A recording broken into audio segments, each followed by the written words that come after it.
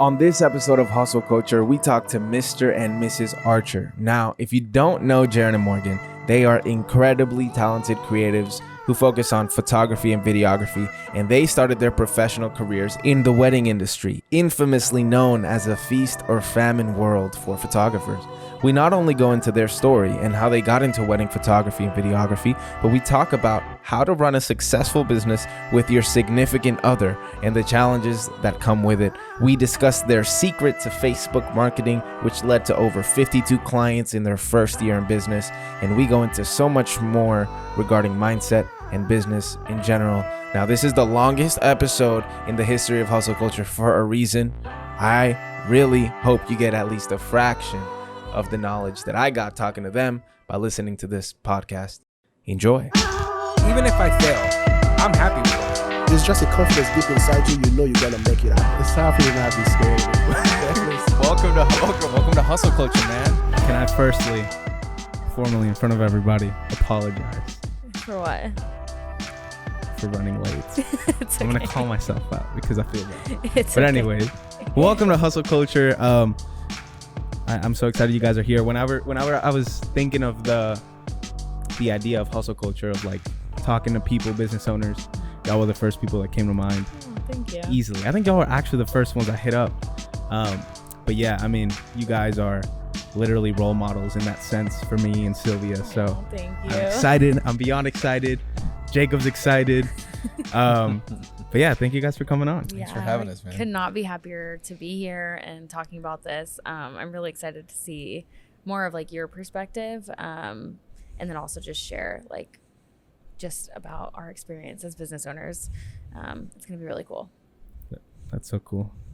All right. Well, if you guys don't know who they are, after listening to the intro, I don't know what to say. Y'all should go back and listen to the intro. These guys are amazing. What I call creativepreneurs. They've been doing creative work forever since I met them. They've been doing a bunch of stuff. And I knew you guys when you guys started, and kind of where I want to start as, you know, photographers, firstly, photographer, videographer, and photographer. But specifically in the wedding realm. Yeah. Now, as a filmmaker who kind of swerved out of that lane, I want to hear what you guys have to say kind of about the whole wedding thing. Yeah. Because it is like, it's a make it or break it, For you know, sure. kind of industry. And I'll let you guys go back and forth. But first of all, how did you guys get into photography and creative in general, both of y'all individually or together? Okay, so I guess I can go first. Yeah. Okay, so ever since I was honestly a child, just was obsessed with cameras. It was just this like obsession with the fact that you could like pause a moment and then have it forever. And I remember like back when, you know, you took a photo in the little square, like Polaroid came out, that type of thing. I remember that as a kid, and I just took photos all the time. My mom like just bought me, I cannot tell you how many cameras in just like childhood to teenage years. And then people started asking, can you take my photos? And like at that point, I literally, it's so lame to like admit, but like all I would do is get home from school, go outside and like do a bunch of self-portraits. I I've was like, seen these photos. they're honestly so Oh, cringe. wow. I think they're still on like And Facebook from they're cringy. 2010. They're cringy. They are truly, oh my God, I need to go delete them so nobody finds them. It's truly embarrassing. But people started asking, and that kind of like just led into like photographing a lot of families, just honestly anything, like anybody who would pay me any money at all. Yeah. As a teenager, you're just like jumping on it.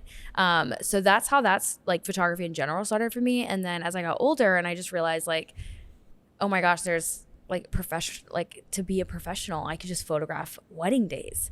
And it didn't sound like a bad idea to give up every Saturday on earth at the time, because, you know, money makes you do crazy things. Yeah. And I was like, well, weddings just, I love them. Let's do it. And Wow. so, I started like second shooting with other photographers, just getting more comfortable with the pressure that comes with weddings. That was a really, really big fear at first of mine, is like, what if I miss a moment? I couldn't do that. You know, It's stressful. it's a little stressful. But then when we got married, I guess you can kind of start there. Yeah. So this is kind of where my part of the story begins. So I I haven't been a photographer like my whole life, but I've just been a creative. Did a lot of stuff in church growing up. And so when we got married, I quit my job 2 weeks before we got married. Dang. So I quit my job. I also did. Dang. Yeah. So we both packed up, moved to Houston. And then as soon as I started looking for jobs, we got married, went on honeymoon, came back, started looking for jobs. And I think it was like that week, Literally within Hurricane like the month. Harvey hit in Houston, shut everything down. And so there were no jobs to be found, like to the point where I applied, and I tell this every time I tell the story, but I applied at Lowe's to push carts Wow. and got denied because they had over 200 applicants Oh my to god. push carts. That's like how in demand jobs were. That's Yeah. wild. And so I just like, I could not find a job. And then I applied to Apple, went through their whole interview process, which if you don't know is crazy long. I can imagine. I really think I went intense. through 5 different interviews Yeah. for a seasonal part-time floor job. 5 interviews. But anyway, so at that time we were kind of talking like, should we like go into business together? It would be cool, whatever. Yeah. Like it would be cool, but I don't know. I'll just go apply at Apple. I would like really love to work there, whatever. So I literally get through the whole process of applying at Apple, go through all these interviews. Yeah. And so I'm in my second to last interview and they're like, hey, listen, like not only do we want you to work here, but we don't want you to be like on the floor. Wow. We want to put you in the Genius Bar. And I was like, freak. I went on online. I'm like, how much do Genius Bar make? And it was like $35 an hour. I'm like, Whoa. sheesh. He's like, I'll think Here about we it. Go. All right, I'm breaking this down. I'm going to Apple. no, 35 really. an hour, Wrap that's it wild. up. So they're like, hey, we want you to do that. Like, you know, we know you're not like expert. That's something we can teach. Cool. So they're like, hey, we just need you to meet our general manager, make sure he's cool with everything. I told them that we were kind of getting into it. So like I might have to take some weekends off. They're like, it's totally cool. Yeah. Most of our employees are creative, so we get it. So I meet with the GM. He loves me. He's like, hey man, this is exciting. You know, we know you're really well versed in a lot of our softwares. And so we can definitely see you doing like trainings and stuff like that. I'm like, bro, like just call me Steve Jobs. I don't know. Stop. But so I finished that interview. It went so well. I was so confident.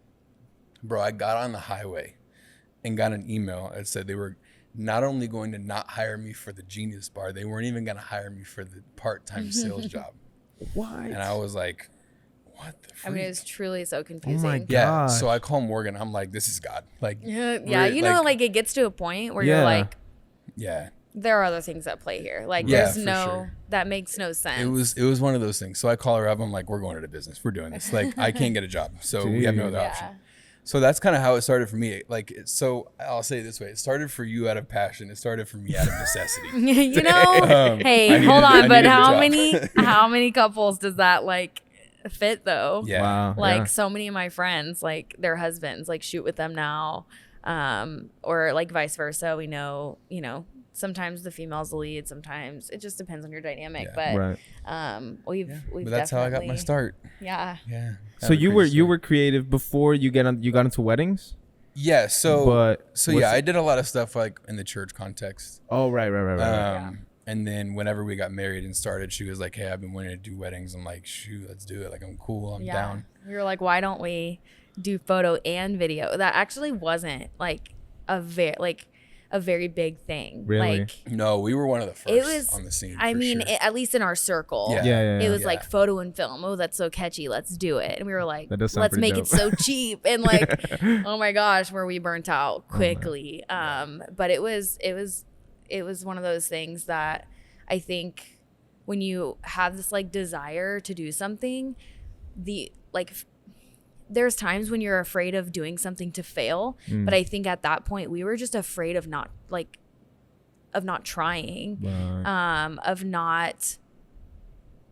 We knew the outcome of not moving. We knew the outcome of not taking the risk, Yeah. and we didn't like it. Yeah. So it's like I could take this risk and find something really beautiful and fulfill this dream, or I can just take, I guess, the safe route that you already know the answer to that you don't like. It didn't make any sense. So we went for it. And we were 20 and young and dumb. So we were like, let's just go for it. Yeah, Like, Gary Vee always says, like, we you're so vibed. young if you're 20. We were like, all right, cool. Cool. I'm broke anyways. Like, what's the worst going to happen? I'm going to get broken even, like, just keep being broke. Literally, Yeah. like, a lot of Yeah. people let go of like full-time jobs and all that, and I Yeah. think those people are so brave. And Yeah. sometimes people look at us and they're like, you guys are so brave, you took a risk. Like my dad Not couldn't make really. sense of it, and I'm like, Yeah. we had nothing. Yeah. That we had nothing to lose, Right. literally. Yeah. The worst thing that would happen is we would be exactly where we started. So Dang, that's so cool. I think you're the first person I've met that started like as a childhood passion, like actually like it's super cliche. I don't like to talk about it a Honestly. lot, but like when I think about it, I'm That's like, so oh, that's cool, kind of though. how it happened. Like there's photos of me holding like Polaroids, like just I just to don't walk get- around. I don't get why one of those self-portraits isn't your profile photo. on Honestly? They're on Instagram. Facebook. They're Are all they? let's see, along with the cringy Yeah. photos. That's where they are. Dang, you just told all of my 20 listeners that they're on Facebook. I also used to I think it was just with cameras in general though, because Yeah. I remember like doing the like VHS tape, clicking it closed, and I didn't have anything to record, so I would just like you know how you twist the film, and I would record the TV like I was a filmmaker or Oh something. my gosh. I like remember I was not supposed to be watching Degrassi at age 6, but I Oh my was, gosh. and I was like videoing the TV, and I just think there was just this obsession with like technology and being so so cool. new and being so young. I think like a camera was like my version of like a kid's like tablet these days, and that was kind Wow. of just like this really, I don't know, I just loved them always. That's so sick. That's funny. My little brother, I remember I caught him one day with like my old, like my first camera was like this little red, you remember those camcorders that were vertical? Uh-huh. And they had like a really crappy screen, and like they had like 4 buttons, and one of them was record. I had one of those because the way I got into it was kind of through YouTube. I saw like I grew up when YouTube started, like Yeah. and popped off, like so. Yeah. You and watched that it was, like all night long. Yeah, and I was like 14, so I watched like Niga Higa and like Shane Dawson, which R.I.P. his career, but all these other people, right, who were like killing it at the time, and Yeah. I was like, oh, this is cool, this is fun. Like I don't have any of these because they were on an old computer. I wish I did, but like I remember like I used to love skateboarding and like Ripstick and all those. Like Are I you had kidding? every other version of skateboard. Like there was one called Yeah. Soul Skate. It was like this little one, and I got all of them, and I would always do like a little review with my camera. Oh my my gosh. god. So it's funny I love 'cause it. It's kind of similar, but I saw my little brother. I catch him one day with that little camera, like on the TV, and it's like a cartoon or like Wawa Wubsy or something. Like he was super young. He was like, "Look at this," and I was like, "Yeah, it's already been created." But I'm glad you recreated it. But, That's great. that's hilarious. But That's awesome. so you guys were one of the first to do, at least that you were aware of In when our you- circle when you for sure. started Yeah. to Yeah. do photo and film. Yeah. Yeah. What's that dynamic like? Because I do know through my own wedding Mm-hmm. that there's like vendors for every little thing. So was that kind of how it was? Like there was a photo specific and then video specific people? So, well, one thing I think is important to note, like video's not nearly as popular as photo is in the wedding world. Yeah. Like not even close. I mean, Wow. it's definitely gained traction. Yeah, I think for with sure. like you even see like content, especially you these days, like video content performs Yeah. so much better than photo. But like, Yeah. 4 we years started, ago? Wow. No, yeah. that's I mean, true. it still performed better. I'm not gonna lie, but Yeah. like, it wasn't like I don't know. It just wasn't as big. Yeah, so I like it kind of started with that end of it because Morgan was like, I'm a photographer. I was like, I'm not a photographer. Yeah, that's actually how. Yeah. I'm not. I the only thing like with cameras creatively that I did in church was like do like announcement videos and stuff. So I'm like, I know kind of how to edit a video in Premiere. Like let's just Yeah. Yeah. go that route. And so that's kind of how that started. And bro, like when we like launched, we didn't launch. I say launch. When we like went into phase 0, Yeah. we went into like phase 0. I was like, I have to learn how to be a videographer, like a legitimate one. And so, bro, I would spend, no lie, like 16, 17 hours a day On YouTube. on YouTube, Dang. just watching like Peter McKinnon, Matt Yeah. Montoya, all the guys, just like learning how to be a filmmaker. Mango Wow. Street, like everybody. Mango just Street. learning how to be a filmmaker. And Yeah. I did that for like 4 or 5 months. Yeah. Just like every day, bro. Just Dude. all in. And so I think it's so funny that y'all are like, my first camera was like this little my first camera was a Sony A7S II. I'm bougie, Oh my okay? god. Yes, he's so bougie. Must be nice. No, I financed it. Okay, it was my first line of credit. That's what no one actually talks about. Yeah. Like he Yeah. literally had to finance this camera. Literally. Because that's where we were. Again, Yeah. 20 and broke, had nothing to lose, Bro. but apparently our credit was something we were fine Yeah. with losing. Cool. Yeah. Yeah. Apparently. So, Dude. so I got that camera and I was just like testing, bro. I would be outside just like video. Like, I wow, look remember at I that would, like, leaf. I would video the raindrop coming off the leaf and then I would put it Wow. in slow mo, put like a matte. Well, that's cinematic, bro. I don't care what That's anybody cinematic. says. That's peak. That's peak. That's when the you know best. you've officially made it. It was Dude, the that best. flower petals, you know, Yeah, all that exactly. stuff. Just like anything So- that could catch wind, it's like gotta get it in slow mo. Yeah, It must Bro, happen. Literally. So that, well, also we didn't get a wedding film.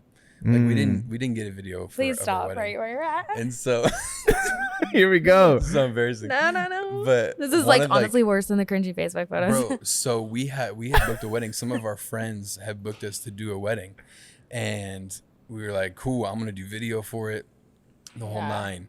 And so I'm like, "I gotta practice. Like, I gotta figure out how to do this." And Yeah. so we went into our backyard. She put on her wedding dress. Literally our backyard. Like there are so many other places you can go to Yeah, like our practice that are backyard. not a backyard. So she put on her wedding dress. I put on my suit, and we like videoed each other, just Dang. like B-roll of like us just like walking around the backyard. to this day, I don't let him play it. I Dude, do it's not let hilarious. him I play still have it. this I'm video. like that And person who So does you'll not email like it to that. me and we'll Yeah, put it in. exactly. Yeah, okay. So, so then we went up to our room and filmed each other like doing our vows, like reading our vows. Wow. And so I put You that say together. wow, it's like actually like ooh. Oh, wow. No, I'm it's excited. so This is bad. awesome because I'm like It's so seeing like bad. I'm seeing the foreshadowing because like It's horrible. It was well. I mean, horrible. it's really cool to look back at, but yeah. but yeah. So I pieced it together. This was like my first like go at it, and dude, it was embarrassing. But like it was that kind of stuff. Like at the start, that was like. It's just embarrassing. You but look it's like back also at it and you're like, whoa, I dang, grew. like I was like willing to do yeah. whatever it took, Yeah, you that's know? so true. And so that's kind of how that piece started. But as far as like photo and video, like it really wasn't a thing when we first started. And so we knew we had a leg up. Yeah, that's Like true. not only were we photo video, but, and this is like commonplace now in our industry, but Right. we were the first that we knew of that were not only photo video, but husband and wife. Oh yeah, that's a big Mm. thing. We at that time there was a lot of like coming up husband and wife photography duos. Yeah. Yeah. And we were like, ooh, let's one up that. Let's do I'm photo, you're video. and Yeah, the let's just branding make that behind happen. y'all's thing was insane. I have to say, I don't want anyone to steal this, but it worked really well, and we're not photo, we're not video anymore. At least yeah. our like when we started Facebook ads. Excuse me, I will never forget this like iconic. It might not work today in today's like advertising, but it worked back then.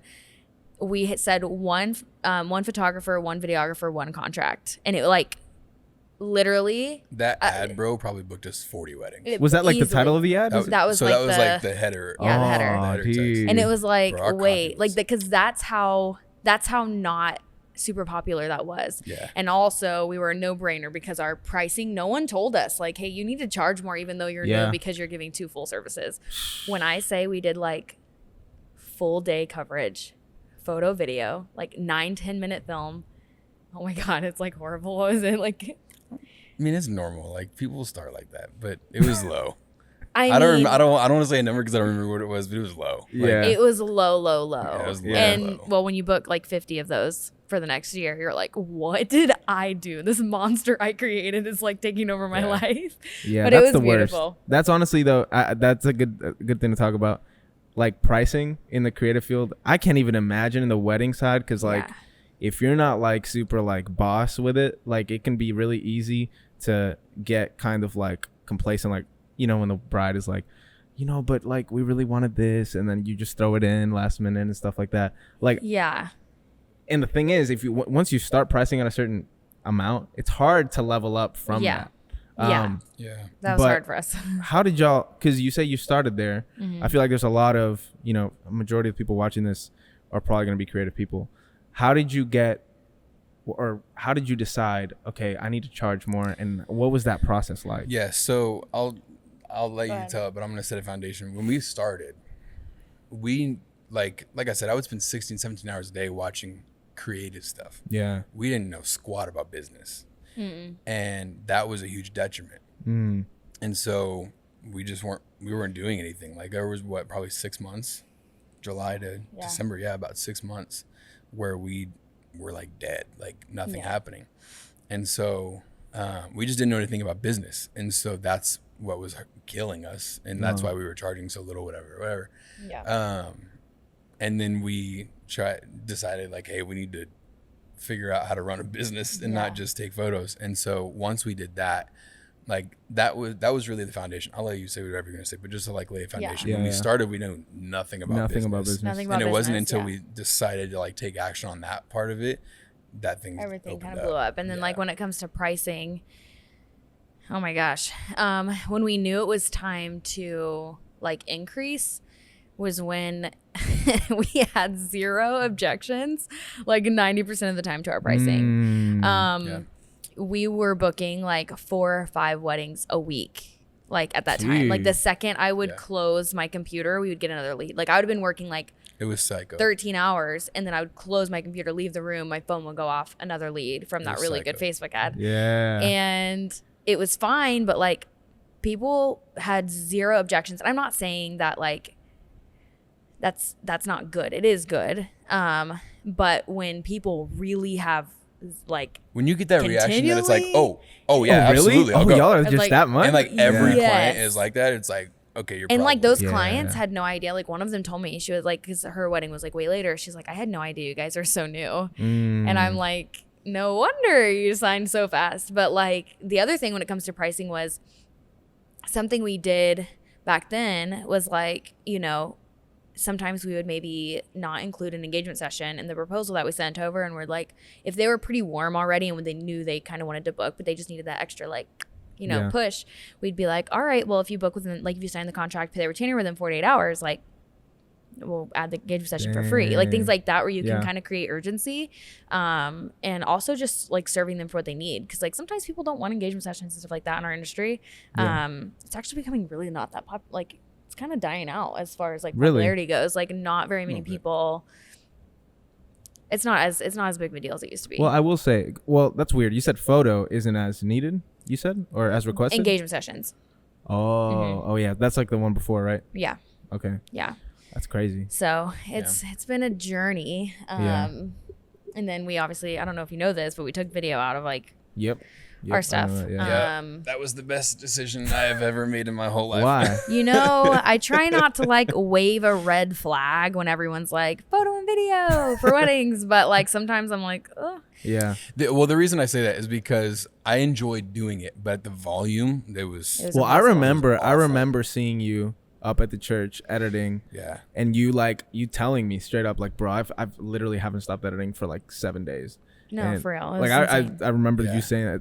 That's wild. There, When you there, have I a mean, tr- there would get points where I would Yeah. edit for like 17 hours a day, Yeah. Oh my god. like And then- for like 2 weeks straight. Yeah. Well, when you have one triple header, I and mean, we that's- had like it's a lot. seven weddings in like one of the Octobers. It was 3 one weekend, 3 the next weekend, and then another like 1 the next weekend. yeah. Editing video for all of that. and did You're y'all have kidding. like a quick turnaround? Is that what made it? Photo 4 was weeks. really quick, just because I'm like I'm that person who's like my mental health backdoor when it comes to like delivering. It's not healthy. I don't recommend it. I've outsourced since then. But when it comes to video, it's so hard. Like you couldn't really outsource that. Yeah. It's Well, we tough. could have, but You could have, I but it's wouldn't. like I'm a with control with freak what with we it. were Yeah. also having to like with what we were charging, it honestly would have broken even after taxes. Like what? Yeah, for sure. Which hey, might as well, right? Your sanity would have been there. But that's Dude. kind of like why Yeah. we took video out at least, is because just a lot of people were expecting it to be like half the price of photo, Yeah. and it's triple the work. That's so It- weird. it's Was that very actually a thing? Like an That's like an expectation? actual thing. Statistically, video couples typically have about 40% of the budget for video set aside as they do for photo. Yeah. They don't realize. I mean, but That's so It's- weird. it's Maybe because in crazy. their head it's like It's a priority thing. It's a priority. Like for years and years and years and years. Like you can Okay, go to yeah. like an antique shop and find photos. It's just something that's always been super prioritized. Like No, that makes you sense. see all the time. And I think it has its like, I mean, family formals. Like, what are you gonna Yeah, do? yeah, Get that yeah. in a video? Like, Yeah. not really. Right. And so it's things like that where it's all those little like frozen moments. And it was really hard to communicate just the importance of it because like at some point someone's budget can't actually budge, you know? Right. I mean, when Sylvia and I got married, I told her, I was like, obviously I want a video. I'm a videographer. But like, yeah, I mean, I wouldn't. But so it wasn't necessarily that they thought that it was worth X amount. They just didn't want to pay Yeah. high amounts for that because Yeah. it's not. I mean, we didn't get a video. Yeah. It's like crazy to think, but like we didn't get a video. That's real. and Yeah. That's just that was where we were at, and we prioritized photo, and we spent like $3,000 on our photographer, and wow, like we were both servers at Red Lobster, like we didn't have that, you know, and so that was like a huge thing for us to like even just Right. get a photographer, but we were like we really want someone who's gonna like capture everything, and so it's kind of wild to think of. I don't know. We were sitting there telling everyone Yeah. like video's so important, and it is. But then we were like, ooh, we didn't Yeah. have the money for it. So No, that's funny. I want to stay on the topic of client relationship because me personally, I second shot a wedding with you guys. I second shot a few weddings with a few other filmmakers. Dude, I remember. that was I so did do that. fun. I That was remember that fun. wedding. It was a good one. It was a And good the one. power went out. Yeah, it did. Yeah. It did. Remember. I remember. It was fun. It was a Wow, good you're a time. real one. It was honestly though, it was cool because it was like in the middle of nowhere. But Yeah. it was beautiful like that. Yeah. It was cool. And your camera overheated. I remember that. Never Bro. forget. That's when I ditched Sony. That's Yep. when you Never said no looked more back. Sony. Dude. But yeah, so I can't stand the pressure whatsoever. Like legit, when I'm with you, I feel like if I'm second shooting, it's different because like, Yeah. and not to be mean, all right, and hope this doesn't affect all of my relationships moving forward. But if I miss something, I don't really feel that bad as if it's like, oh, all the weight is on me. You know? Right. Yeah. I mean, I think it's not your everyone client. can agree with that. Yeah, Like okay. like I think as a lead photographer and when I like second shoot with my friends, like you just naturally It feels nicer. It's funny. It's like calm and fun. Yeah. But we'll come back to that. But what I want to know is, since I don't really have that experience of going like D2C, like direct to like people, I'm usually with businesses. So budgets, it's an easier conversation because, they either already have a budget or, it's very easy for me to be like, well, you're going to make money, so you need to pay money. Yeah. With you guys, obviously it's memories, it's a wedding, but I would imagine it's a little harder because it's people. There's no marketing budget. You know what I mean? So Yeah. how does that kind of affect the way you guys pitch and whatnot? It's really interesting because you really have to. This sounds like a bad word because it sounds sharky, but you have to finesse the way you approach it. There's a You lot don't of have to nuance finesse. to You just it. have to have a No, good what I mean is, sales psychology. I told you it's a bad way to say it. Yeah. But like, Yeah. there's a lot of nuance to it, and Yeah. so I think the way, I guess that we approached it is realizing, first of all, you have to like understand as a business owner in this industry that every piece of their wedding is luxury. Like it's a luxury to have a photographer. It's a Right. luxury to have Yeah. like that. You are not key. The only key for them is an officiant and a Right. witness. Like Yeah, that's if we actually really want to true. break it down, everything other than a pastor and a witness is dispensable. They don't have to Right. have you.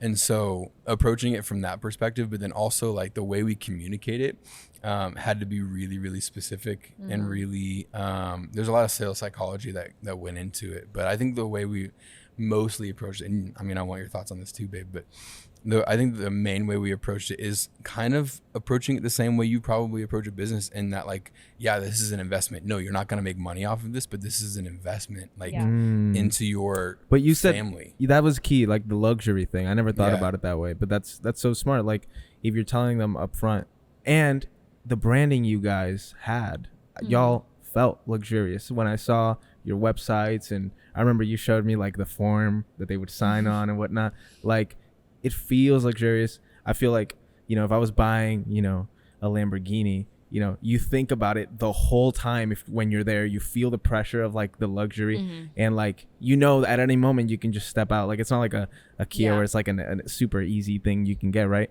But that's a key. That's a key thing, the luxury thing. Because I always thought about it like, how do you tell someone like you need to have photos? But that's the key. You don't need to have it. I guess something that I do is I like hop on the phone, because we still, I mean, I take less weddings now, but like we still take weddings. Right. And I think you just listen. You just get on the phone and you're like talking to them about what they need. And like, I think my biggest advice for any photographers, if they're in specifically the wedding industry, is like, don't assume a couple knows anything that you're saying.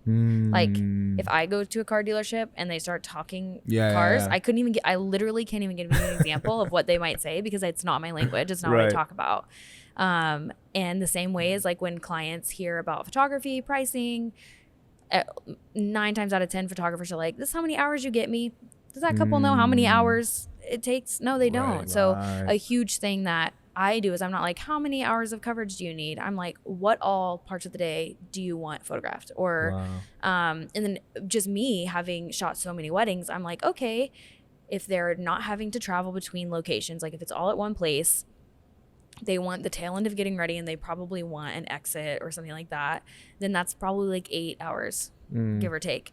Now, if there's like, they're getting ready to hotel and they're traveling 35 minutes in DFW traffic to get to their ceremony on a Saturday, like, and then they have to drive to the venue, which is another 45 minutes or something, like that is when you kind of start, you just kind of know, like, oh, that person definitely needs 10 hours for everything they want. And then you tell them like confidently, like, to capture everything that you want. I start everything with that. I'm like, and I'll even give them all of my like pricing and collections, and I'll make a note. Like, I'm like, on the 6 hour collection, they do not need the 6 hour collection. It's not going to be enough.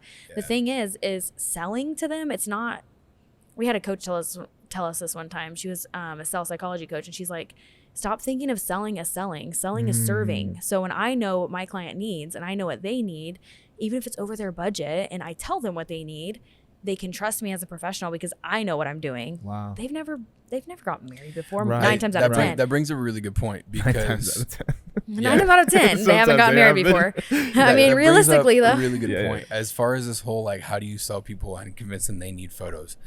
At the end of the day, they're gonna get a photographer. Most people are gonna get a photographer for their wedding. And what we had to realize is, and what a lot of people don't realize, and why so many people struggle in this industry, is okay, this sounds bad at the front, but let me explain. Your photos are not going to sell you.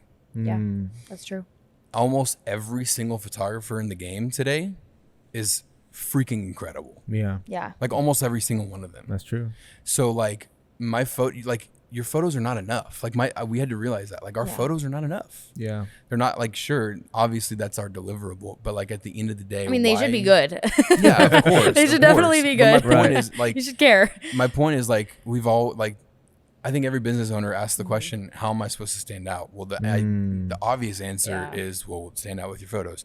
Or your style, or you like change your editing style. But so this industry is at a point where that's not good enough anymore. Like, every photographer is so freaking good. Yeah. And so we had to realize, like, okay, what else is it going to be? And I think the shift that we had to make was, okay, if my photos are not going to be the selling point, then we need to be the selling point. Yeah. And really making it clear, and I guess I'll say it this way, the way we persuaded people, the way we sold people is... That sounds so bad. No, it's...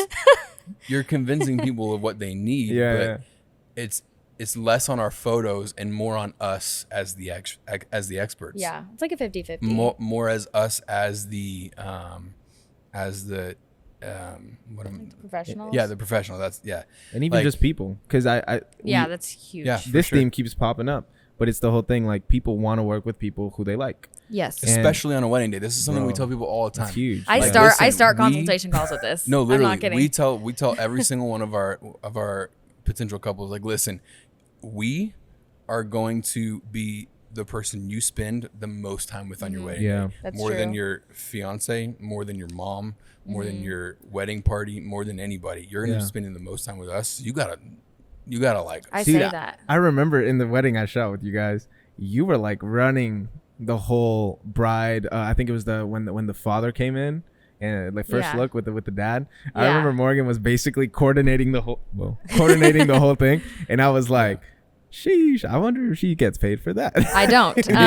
No, I should start sending invoices, but no, I think that's actually a huge part of why so many people like loved us and booked us is like Right. I was very upfront that like I'm gonna help you with your timeline, and I have like efficient ways of doing that don't take for my life but serve Yeah. my like clients. There was just so many things that we had to realize made us different, and a huge thing for us was like capturing guests at ceremonies, and we talk about it. Like we talk about it on our Instagram. We talk about how like, listen, you're important, but like, don't you want to see everyone that was there too? And this is an example of like we found holes that photographers weren't filling and filled them. This Yeah. is a great example. Yeah. There's so Talk many. more about that. What was that? What was Well, that like? yeah. So honestly, a lot of it came from like people we know, their experience with their wedding photographers, and realizing that like we had friends that would come back. Well, first of all, we had one friend that that their wedding photographer lost their photos. And so that in our brain is like, that's a hole that needs to be filled. Okay. So we invested a freak ton of money into a backup system. Yeah. 'Cause that's so important. Not only does that protect us, but that's also a selling point to our Right. couples. Of course. We are absolutely not Yeah. going to use your photos. Okay. Then what she was just saying, we noticed that a lot of wedding photographers are like so inundated with photographing a couple that like we had friends who didn't have a single photo of like their grandparents on their wedding day. And so it's Yeah, I like cannot photographers are we saw that like they're valuing the wrong thing, and that's what you were just saying. Yeah. And we see that hole and we just filled it. That's Yeah. so cool. Y'all Yeah. innovated. Yeah. 'Cause nobody I else is mean, doing it that. was just like important. And I think when you are a part of so many wedding days, you stop caring, like not stop caring. Yeah. Like I remember when I started photographing weddings, couples portraits was like, dude, Ooh. top of the Yeah. list. Yeah. And then it was like good details, like Because it was the cool thing, right? details photo and all that. Yeah, like yeah, it was yeah. all like the IG worthy stuff. And then you just realize that like all these years from now are these 80 and 90-year-olds going to be like posting on Instagram their couples Right. portraits for everyone to like? No, their friends and family want to see everyone. Like when someone's reliving the day, like if all you have is a bunch of like detail photos, and don't get me wrong, I love detail photos and I make time for them, but like that's not my main priority. Yeah. Couples portraits, I'm good at them. I've done them literally hundreds of times, but that's not like the main priority. Like we Right. prioritize including everyone else, and we talk about it, and we talk about our backup system. Like we talk about how we back up all of our like galleries online in case our house burns down, because no one wants Dang. to think about like the worst case scenario, but that's Right. someone's one day Right. that they invested in you for. We talk about the fact that when we leave a wedding day, their SD cards are clipped to my hip, Literally. in a waterproof case. So if our car goes over a bridge, they're protected. Like Literally, it's literally that like you far have to think of these that we things. go. That's how much I would protect my wedding photos. Yeah. And you like I mean, that's yeah. how much you would protect them. And I think that people get so caught up in the booking that like really following through to the end, I don't Yeah. care. Like our contract would cover us if we lost photos. Right.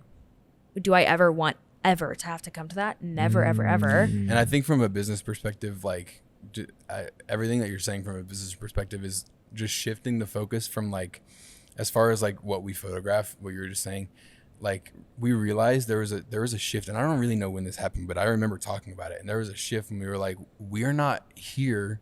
I'm not at this person's wedding for my portfolio. This is not a Wow. styled shoot. This I'm is at not this- content. Wow. I'm not here for my IG feed. Like I'm No. here for their memories. I'm Like, not shooting this wedding so I can book more weddings to Right. shoot them to book more weddings. It doesn't make any sense. Right. No, I see what you're You know what I saying. mean? Yeah. So like from That a was business kind of perspective, everything shifted for us when we.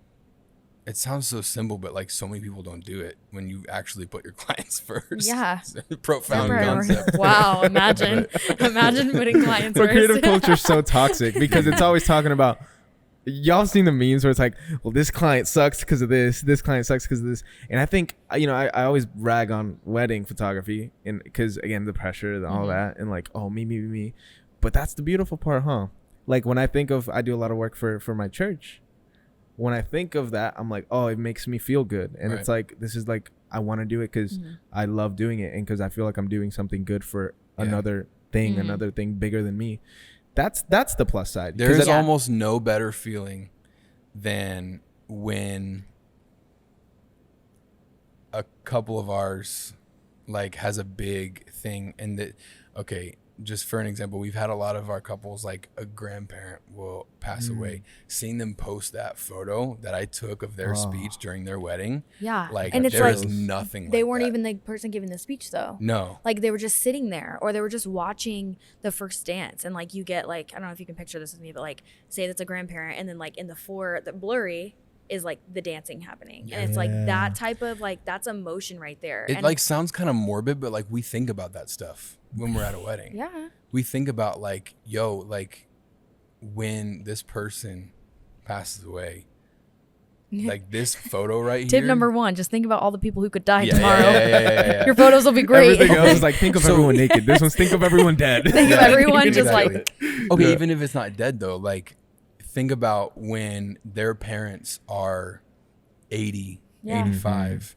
and they can look back at their wedding photos and see how their parents looked at their wedding and how their parents were looking at them where they were up at the It's altar. just This is crazy. also something that people don't talk about a lot, but like I know you experienced this at your wedding, but like when you're getting married, it's a freaking blur. Oh, dude. And so the day ends and you're like, what just Oh, happened? dude. especially during the ceremony, like Yeah. I don't remember anything except for like looking at her Me either. Yeah. during our ceremony. And so like having photos of their parents looking at them during the ceremony and just like the awe and the love, like those are the kind of photo, dude, screw the mountaintop, like those are cool, but like screw Yeah. those. That's the photos I Yeah, want, because that's yeah. the ones that really Yeah. matter. And so it's just that Dude. shift of like really like prioritizing and thinking about what's going to really mean the most to my client. My portfolio bump because I took them to downtown Dallas on a street, Yeah. or taking some time getting photos of them hanging out with their I family. just think there's a way to do both. Yeah. Yeah, for There's sure. a way to like there's a way to be creative and also have the flow of like never losing their perspective. I think especially just in the current like climate, we had a wedding last year where one of the partners, I don't want to like clarify, but like one of them was really sick, really ill, and naturally with the world like had to stay home. And we were at their reception, which was in their house, like in just this like foyer, and it was beautiful. And I literally at some point I think started like tearing up and kind of crying a little bit because I looked around and the only people that were there besides us was one videographer, both of their parents, and then their siblings. Like no one else could come. Wow. No one else could come. Yeah. Like one of their brothers even couldn't like make it because they were just like worried about with like the field he worked in and all that. And I just like looked around and I was like, because I have a camera, like because I have this skill to capture what's happening, they wanted me to come here and tell the story of their day for all of the people who couldn't make it. Like what is like truly could not be more grateful for just the times that had like the many times that type of situation has happened, or like in a getting ready room or something like that, where private last dance, always I'm never not like like tearing up because I'm like I'm seeing this with my own eyes. Like, and photos are valuable, don't get me wrong, but like we know photos are still just a glimpse of like how it really feels to be there. And that's never and like lost to us. that perspective and that gratefulness, like that would have never happened had we not had that mindset shift of focusing on like what really matters to our couples. Because that photo that she's talking about, that moment, dude, that room was horribly lit, like awful. Like I think we had to turn the photos black and white because it was that bad Sometimes. but like Sometimes. but it didn't matter. Yeah. It's like I don't care how this looks, like what matters is the moment. Yeah. And that would have never happened. And the clients didn't care either. No, Like, this is their child. Like, Heck this is a no. child at home. Of course. Yeah. And like, I don't care how yellow the walls look in my photos. I mean, I'll try to like even it all out, you know, but like at the same time, like who cares how yellow the walls are? Who cares if it's perfect skin tones? Like these are people, human beings sharing a time in their life together, pure joy on their face. Are we really going to care about like how yellow the wall is painted? Yeah. Like really gonna care about that? And so I think just after you photograph like so many moment based stuff. I know like content is like kind of different, but like when it comes to moment stuff, Yeah. those are the things we start talking like in consultations about, because that's our that's their like marketing budget right there. It's like what do you want to remember? I always say that. I'm like, what do you want to remember like after all is said and done, you have your photos back, like what are the moments you want to see? I don't want to be like, do you like candid or posed? Yeah. When you see how easy Yeah. it was for us to just talk about that for 10 minutes, we do that with a couple. They're like, yeah, okay. Of course. Yeah. Like, Of yeah. course. Yeah. I mean, They're and like, I my can. parents, or they have horror stories from their friends' weddings. Oh, dude, Wow. You guarantee them Yeah. that won't be them. They're going to book you. for sure. For And you tell sure. them how, at least. Like, don't just Yeah. be like, oh, that's not going to be me. Yeah, Just I tell mean, them how. But the whole waterproof thing got me. Shit. No, he's but I'm hiring you. I mean, I'll say this. I remember for our wedding, we had Jacob. Jacob came in and he captured some photos, and then we had another photographer who we had in mind. And then like at the end, it was such a roller coaster, but really we just couldn't afford a photographer. And then you came, and then you brought your camera, and you came, and you literally, you took so many photos that to this day I'll go back and I'll see exactly what you're talking about. And I just thought, oh, it's an event. You're going to She see just them captures differently. stuff. Watch. But the fact that you went out of your way to capture my sister smiling, I remember there was one photo of my sister and my mom together.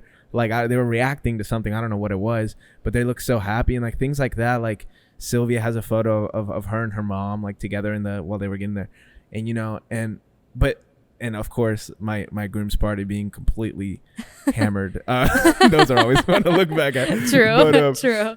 no, I mean, knowing that you guys go out of your way to like that's a part of your strategy, like that's a no. I didn't know that. And Yeah. That's a no-brainer. Like obviously I'm gonna pick you. And I think so many people, creators in general, in the wedding space, 1,000,000%, because photos can tend to look so similar sometimes, especially nowadays. And it's like, but I remember when I was starting, because on Instagram, I started as a photographer, right? I always did video, but like I only posted photos on Instagram, and I was so inundated and like worried about how my grid looked. And like, and because, when you don't have a budget for a website, or like, that's your website. That's your thing. portfolio. for sure. But for me, it was always like, I gotta make sure the tones match, and like, this one's vignetted, the next two have to be vignetted too, because I gotta make it look You good. got to be consistent. and I would go into whatever I was shooting Yeah. with that intent and with that mindset. And like, not only does that stress you out, one, and limit you two, because you can't do And the 3, other it's thing. impossible because lighting is like never the same. Exactly. How can you do it unless it's like a stage thing? Yeah. But that realization, and I feel like as you mature as a creative, you get to it eventually. Majority due to like burnout, because you're tired of doing the same thing over and over again. But like that realization, if you haven't felt this yet, let this be your thing. But like, Just wait. Yeah. yeah, or just wait and you'll get to it eventually. Realizing that whatever you're doing is for somebody, even if it's for business, it's for a dream. It's for, whatever. I mean, something that really impacted me is this whole COVID thing. Like it made me double think everything, because I'm like, you lose, when you're in the commercial space, you lose this empathy of like this or that or whatever, especially when you start going to like the mid to big business, because it's like, okay, I mean, they're just throwing money around. I'm filling a spot in their budget. And it's like, no, like at the end of the day, like Billy still went out of their way 4 years ago to build this thing. And like, when you, Like, this when is you, somebody's dream. dude, And like we have a friend who organizes like photo shoots for their company, and it's like, even if that person isn't the one who was like forking out the cash, like somebody is over here like, I may not care about this product, but like somebody really cares about this, gave their life to it. And like there are employees, and like you think about the employees, even if they don't love their job, like they're still there working for this company. And like in this weird small way, you're helping further the company, which is putting money in all the people's pockets. Dude. Like, you're feeding children basically with your photos. You're Yeah. feeding children. How does that make Whip it that feel? around, But like really, when That's you start real. breaking it down, like somebody cares about what you're doing. yeah. No matter how big or small the budget honestly is. And like it's also okay to serve people by leading them to someone else. Like if their budget doesn't fit you, Yep. that's a huge way to also serve someone. Is just putting them in someone else's hands who you trust, who maybe doesn't have the same expenses as you or something like that. Obviously you're not walking around asking about people's expenses, but when Yeah. someone charges more or less. Right. and like doing that helps too. That's also serving them and serving the company well and all of that. So Exactly. And I think what this all breaks down to is just taking the ego out of business. Mm. Like everything we're talking about is like, that's what it is. yeah. We're taking Yeah. like this whole thing about like not caring about my portfolio, caring about my couple, like this whole thing about focusing on this business owner's dream coming to life rather than it just being my Tuesday project. Like that's what that is taking the ego out of business, because that's where Yeah. that comes from. Like I think so many people are caught up in that, like, you know, with this whole thing of Instagram feeds and my things got to be right. So instead of taking, you know, this couple to a spot that really matters to them, no, I'm gonna take them to get the Dallas skyline so my feed's on point. Yeah. Yeah. Like Yeah. that's ego. yeah. That's And for so real. when you take the ego out of business, like you bring empathy into it. Yeah. Like I think that is huge, and that's not strategy. That's just like just having compassion for people, but yeah. it works. Like Yeah. Yeah. I think people see that. Really, you're just doing the job people who aren't creatives thought you were doing all along. Exactly. They didn't know Yeah. you were like, oh no, this has to be like aesthetic, please. They had no idea. They just Yeah. thought they were hiring you to capture like these important things. And like you said it, I mean, there's a medium. Like you can do Yeah. both, and Right. y'all did it. I remember you brought a prism or something, and like, I or, did. or you did like some, like what's that called? The- Shadow drag Yeah, at that. your reception. that. I remember I tried doing shutter drags like Oh, when it I first learned about it with Took me cars. forever to learn. Like forever to learn. It's so hard. I can't even imagine because like I don't know if it's the same thing. Is a shutter drag, you know, when the car when it's like moving and then you do that and everything else is technically, moving. yeah. Is that the same thing? Yeah, that's kind of like, I mean, sometimes people do them with, or they just like elongate the shutter. Yeah. So yeah, like yeah. they get the movement. But I think technically This is It's like the same. same yeah, kind I of use slow shutter concept. for both. Yeah. It's just the action. But I can't even imagine how it works with people because when it's a car, you know, it's going 10 miles per hour. It's not going to stop going 10 miles per hour. But like if someone's Yeah. going, wow, and you get it, like it must Yeah, it's kind of hard to explain, but basically you blast them and the flash like catches the person and almost freezes the person, and then the lights behind them like. be. That's so cool. I didn't know that. It's, so like with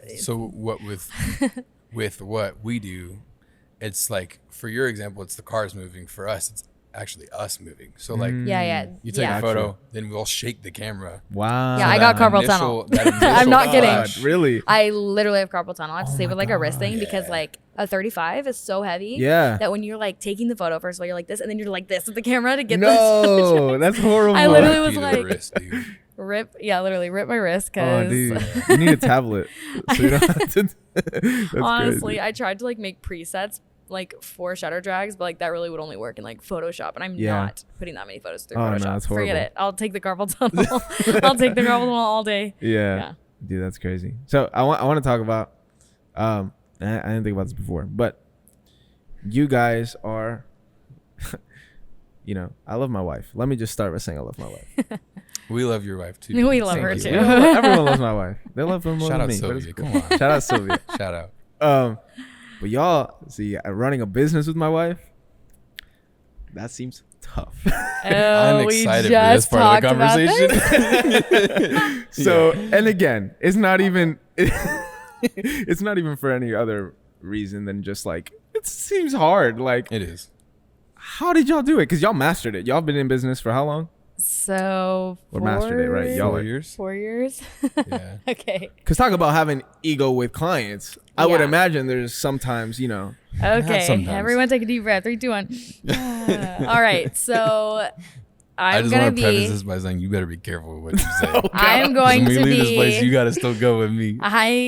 You know Come what? on, with me. It's done us great. Yes. So I'll Yeah. be honest. Yeah. I'm not gonna sit here and like be the person who necessarily like champions like going into business with your significant other. Because just transparently within the last like 2 years, we've made a lot of shifts, a lot. So just naturally things just were shifting, and I shifted a little bit into like education. I help like photographers, you know about that. Yep. We'll talk about Um, that later. 'cause I Oh, wanna gotcha. talk about And that. then Yeah. he has kind of shifted a little bit into like development, like he does like site Mhm. development for designers, and Talk about that too. sweet. We will. And where that kind of put us in our photography business is it it wasn't like working out. It just wasn't working out that we were like both fully in this one thing. Yeah. To be honest, there wasn't enough to do, especially when COVID hit. There just wasn't enough for two Right, people. There was right. not 80 hours worth of work to be done in Yeah, a yeah, yeah. photography business in Yeah. COVID. You just screenshot the zooms. You literally, what do you do? Like nothing. Yeah. There's not anything Yeah. to shoot, nothing to edit. No ad. Like, you're gonna run ads for what weddings you're not gonna book? Like, Right, there was nothing right. to do.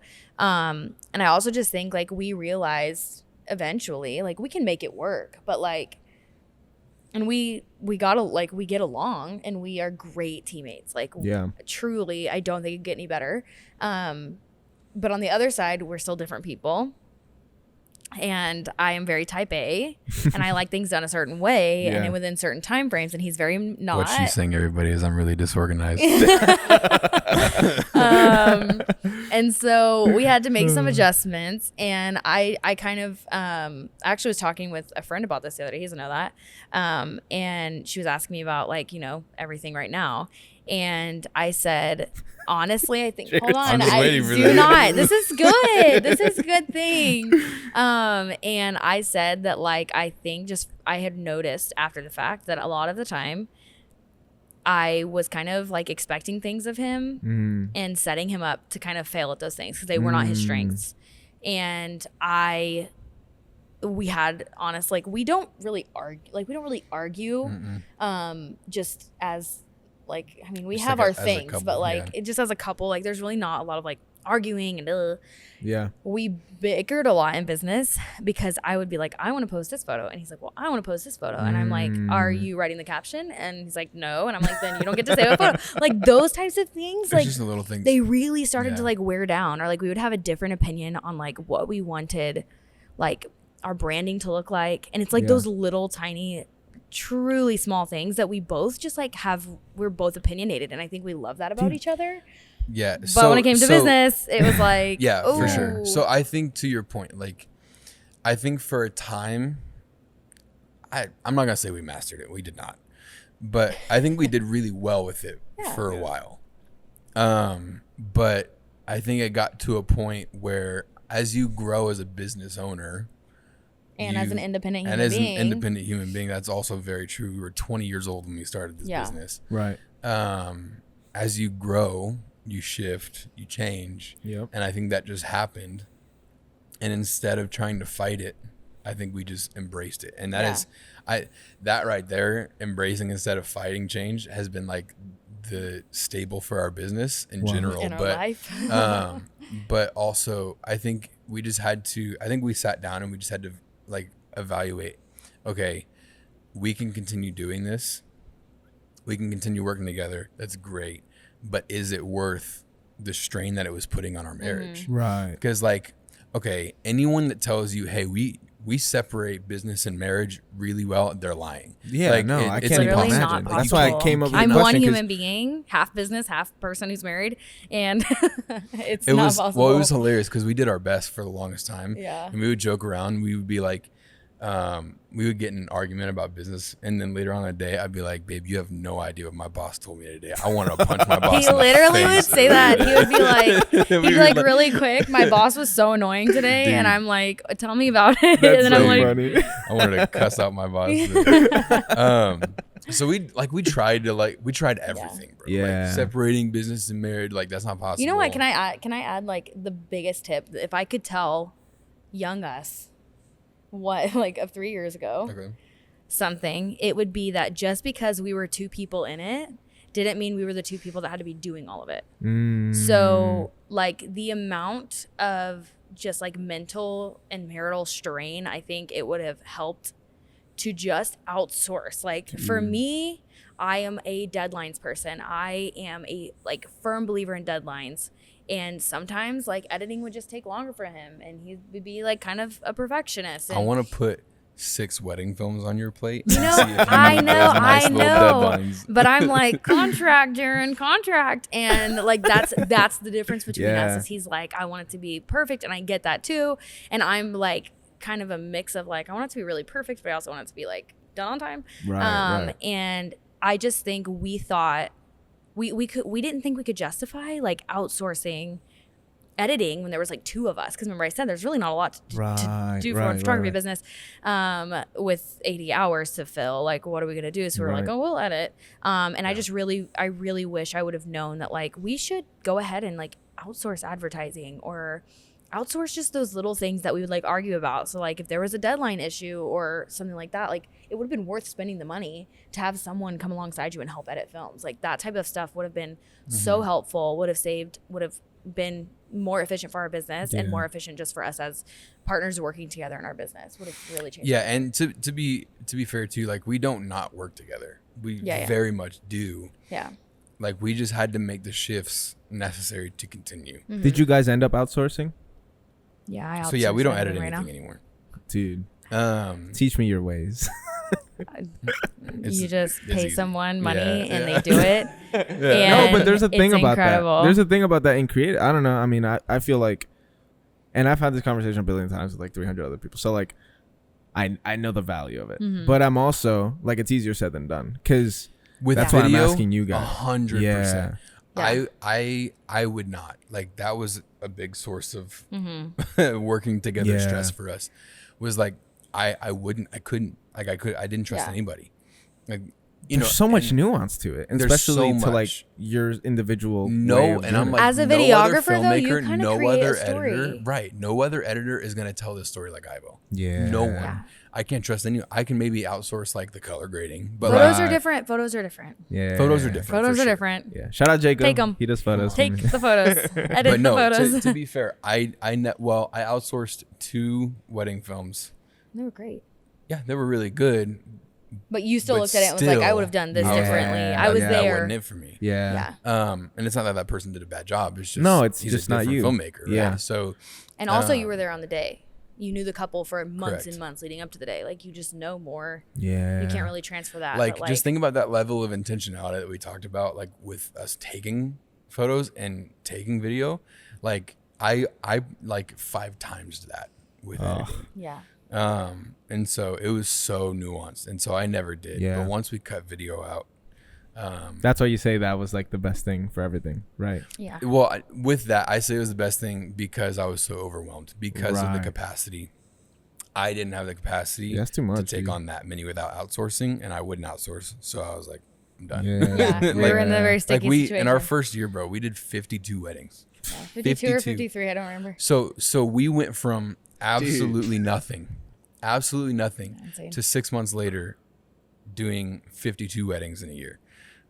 And that was the craziest Booking thing. 52 in a year. No, what I'm saying, like that year we ended up Yeah. doing, like Yeah. we went from doing nothing to in the next year doing 52 weddings.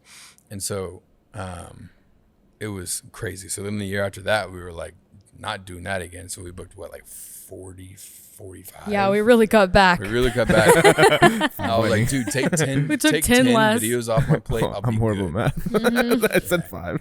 I'm so bad. Okay, continue. Literally. No, I was like, take 10 films off my plate. I'll be good. Yeah. Not It was even- not good. Like it was still so SOS. much. Yeah. Yeah. You were only because, like, editing what? 10 hours a day that time. Yeah. It was improvement. No, but like I got better as an editor the next Right. year. And so I was doing more, being more intentional, Yeah. being more Right. specific. And so it was still taking the same amount of time. And so at that And we have point, I deadlines, was like, everyone. I can't keep Yeah. doing this. It was So- too much. No, I commend you guys because seriously, I think that is the most like admirable part of your business that y'all have is y'all are married because it's becoming a normal. It's the norm for Yeah. sure. Like I see like Blake and Tasha every like 5. I see it, and I'm always like, dude, I wonder how long because I mean y'all are in business still, right? Y'all are still doing Yeah. weddings. 4 years now, you said. Yeah. Like that's crazy because It's kind of wild. the way y'all see deadlines for photos, that's deadlines for me leaving the socks on the floor or like not doing the dishes or taking the trash out. So like, dude, like that on top of because I'm assuming y'all still have to do people stuff. Yeah. You know what I mean? Like We're still that, married. yeah, like that's too much, dude. But Yeah, seriously, that's awesome. I mean, I'm glad y'all touched on it. I don't want to go too deep into it, but Yeah. that was awesome. So I do want to talk about you guys as you've been transitioning this last year, like everyone else on the planet has. Yeah. what are y'all's next steps? What have y'all been doing differently nowadays in outside of weddings? Because y'all still do them, but you know, you just launched something really exciting. Yeah. You've been doing something really exciting for a little bit now. But go into a little bit about like what you're doing, and then we'll talk about everything else. Well, first of all, I'll say that we started shifting before last year happened. Oh, okay. Which saved our butts last year. Thank God. That and PPP. Thank you. Thank you, DJT. And so we started it before because we saw the shift. Yeah. We did. Like, the wedding industry is very, very, very much feast or famine. No matter how good you are. Like, unless you are like creme de la creme, like, it is feast or famine. So it's like for everybody, there's just like these weird spurts where you'll book, Yeah. and then nothing.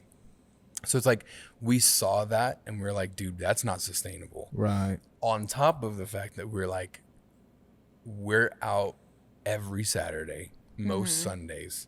Like, I want to coach my kids' soccer team one day when we have kids, and so I'm like, I don't want to wait till we have a kid and my Then kid figure is it out. 4 to figure it out. Yeah. So we're like, we got to start shifting, and so we started doing that probably 2019. Yeah.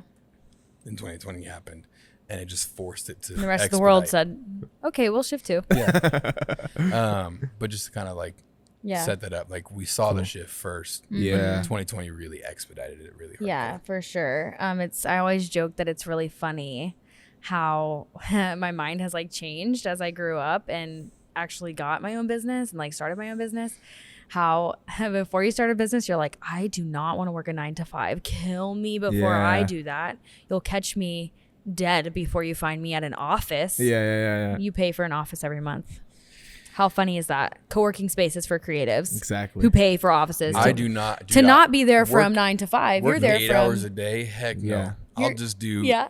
8 to 11 p.m. I'll do that instead. Yeah, and There's something then- I think I heard Mark Cuban say one time. He was like, entrepreneurs are the only people who will work 80 hours a week to avoid working 40. for someone And that else. is the truest thing. To avoid real, working dude. Yeah, for yeah, someone yeah. else. That's Yeah, so and I right. actually That think is it was so the true. girl. I don't know. Nonetheless, somebody on Should I Shark give Tank. the woman the credit? Okay. Let's go. But yeah, it's just kind of funny. I always say that. Yeah. But yeah, so I kind of shifted into helping photographers with like their systems, and not just like wedding photographers. 'Cause I think everyone has a system that they need for like booking their clients. It's not like a business coaching type thing. It's literally like, okay, here's how you're gonna like. It's more of a tutorial. It's type kind of thing, like right? just teaching people. I'm trying to think of like a good example. Basically just like getting e-sign contracts, like just making it easier for their client. And Yeah. because client experience is like, oh my gosh, the biggest thing ever to me, being able to translate that and weirdly enough serve even more couples through other photographers with like teaching photographers how to have give good experiences. That's so cool. It's like, wait, so I went from serving 50 couples a year to like hundreds and hundreds now at this point, just through other photographers. And then also creating space in the photographer's life, because I do think about that. I do think about like, okay, there's a lot of people, like women who become moms, they want that like opportunity to stay at home when their kids are little, Yeah. and they want time. They need their time. Okay, well, if they're shooting a session in the evening, like I don't want them to be on phone calls every single evening. I don't want them to have to be on their computers while the only time that their kids are home, after school maybe or something like that. So I just like teach even them how to automate so much so they don't have to do that, because I That's so think of cool. myself, I still want to have my photography business, and it's like still here, still love it, but when I have kids, like I want the time that I'm working to be the only, like I'm photographing to be the only time that I'm working. Well, because like, what most I people want to automate everything else. Yeah. what most people who aren't in business don't realize is like, this is so funny because like our family was all like this when we first started, but it was like, oh, you take photos. It's like that's like You're like- 10% of my yeah. job. Like what most people Yeah. don't realize is like they're sending contracts and they're sending proposals and there's like Questionnaires. questionnaires and communicating back and forth with your clients and like reminding your clients, hey, our Hey, session's yeah, tomorrow. you have a like, session tomorrow. like all that kind of stuff. That's the majority of what we do. And so like just to add to what you were saying, what she is so good at is I guess putting most of, not if not all of that, on autopilot. Yeah, I always call it like hybrid automation, where it's like I want a service-based business to be able to show up only when they literally have to show up. Like you can't automate someone taking photos for you. Right. But you can automate a questionnaire. You can automate a link that Yeah. sends to your client whenever you need to get on a phone call a month before their wedding day or something like that. Like it's those types of things. That's so cool. That like just within like a couple of clicks, you can have your whole experience laid out. And also just not only saving time for the like photographer, but like helping the couple have a good experience. Like on top of that, it's just a consistent experience for every couple. So you'll notice if you looked at any of our like wedding reviews, honestly, it looks almost copy and pasted because they all talk about the experience in like a Yeah. similar light, which some people can say is like, bad, whatever. But like people have their own things that they love. Yeah. But like I want people to see that my reviews are so consistent Yeah. because the next person who hires me knows what they're getting Right. before they even like sign a contract. And so that's like a really big thing, being able to just help free up the entrepreneur from Yeah. falling into the trap of almost entrepreneurship. It's kind of the trap. Yeah. It not looking how they planned. Like I don't think when anyone dreams of being an entrepreneur, you dream of like putting your family on the back burner or putting your marriage on the back burner. Like you don't, that's not your dream. So Yeah. like why do we do it? We don't have to do that. And so that's kind of what I do. That's so cool. That's so cool. I have a question. With that, something I've seen, I mean, we've talked about how it is such a people's business with everything. And I know the answer a little bit, but this is kind of a thing that stops me because, you know, I didn't know about Dubsado. That's the service, right? You put me onto that, so thank you, Morgan. Y'all should You're give her a- welcome. Thank And you, I will thank you. say you're welcome. I haven't because even it's started amazing. it because I'm just like Janet. I'm a procrastinator. But with that, have you ever noticed? Because one of the things I like is that personal touch of that personal experience. Does that take away from it? Because What a fantastic. Do you want to know what question. my tagline is? what's your tagline? It's streamlining the client experience without losing the client connection. That's literally my tagline, at least right now. Yeah. So might be reworking Morgan it. coined this term, Hybrid automation. That's what I hybrid said. automation. Like just a second ago. So basically, that's what it is because like you'll see when you look at Dubsado. Yeah. Or there's a lot of CRMs. Like, have you ever used or signed up for like an email list? Yes. Where I know this feel impersonal because you know it's an email list, but like kind of take that as if you signed up for an email list and like how your name will just pop up automatically. Yeah. That's kind of what you can do with Dubsado. But people are going into signing my contract and me talking back and forth with them in the inquiry process. And it's not trying to like finesse them or anything, but I set all this stuff up so that it will send to them and it'll say, hey, name, and it will autofill their name. So they're still feeling like talked to.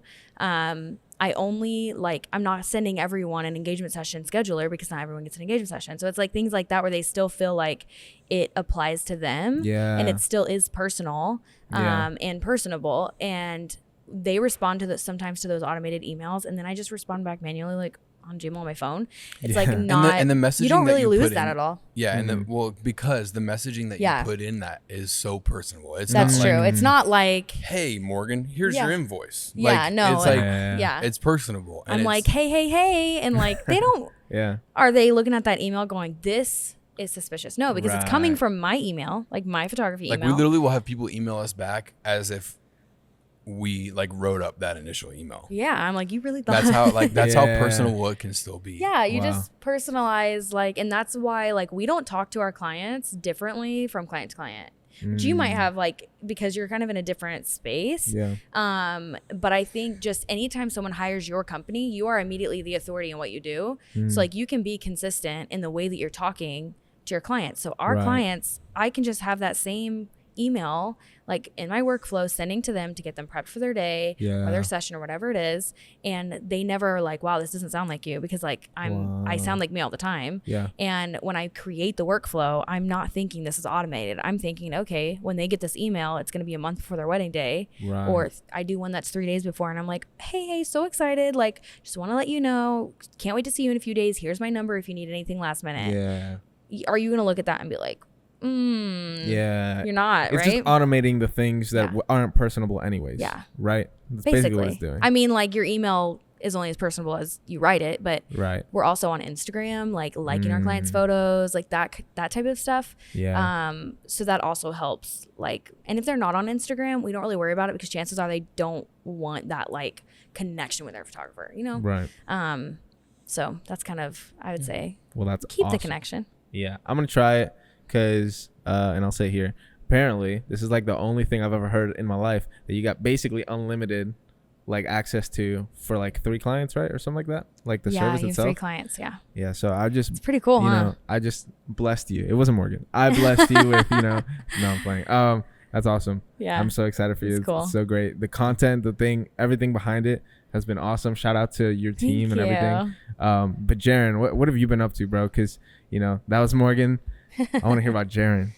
Yeah, so my thing is kind of interesting because this is also another thing that I didn't like necessarily like have a passion for. Yeah. Or like it came naturally. It kind of came out of necessity again. Right. But I am very just like really intuitive with software, and I learned software so easily. Everything except for After Effects. For the love of God. I love this. This is a running meme in my Bro. podcast. We just crap on After Bro, Effects. I cannot figure out After Effects. Oh, like, dude. it's the word, and nor would I want to because my project would crash. But Bro. I'm but crying. Final Cut Pro gang, what's up?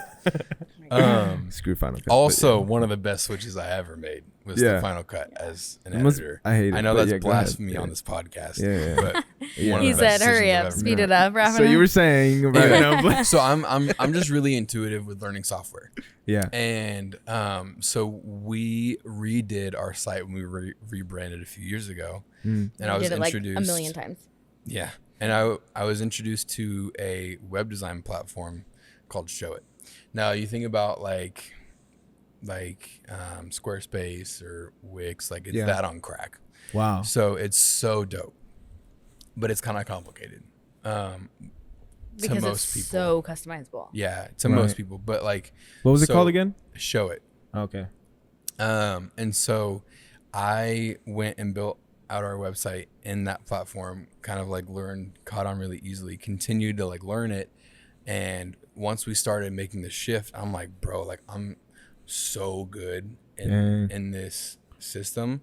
So I can monetize this. And so I went and got certified. What does any good creative say? I can. Oh, I can I monetize learned this. something. Let me make money off of it, please. Literally. And real. so I went and got certified, became a certified show developer, and so now I work directly with designers. So I make it You very work with my clear. brand designer, one of Yeah. my team people. That's so Yeah. cool. So I make it very clear that I am not a designer. Yeah. Like yeah, in yeah. the slightest, I'm Yeah. not. So I work directly with designers, basically to develop and show it the websites that they design for their clients.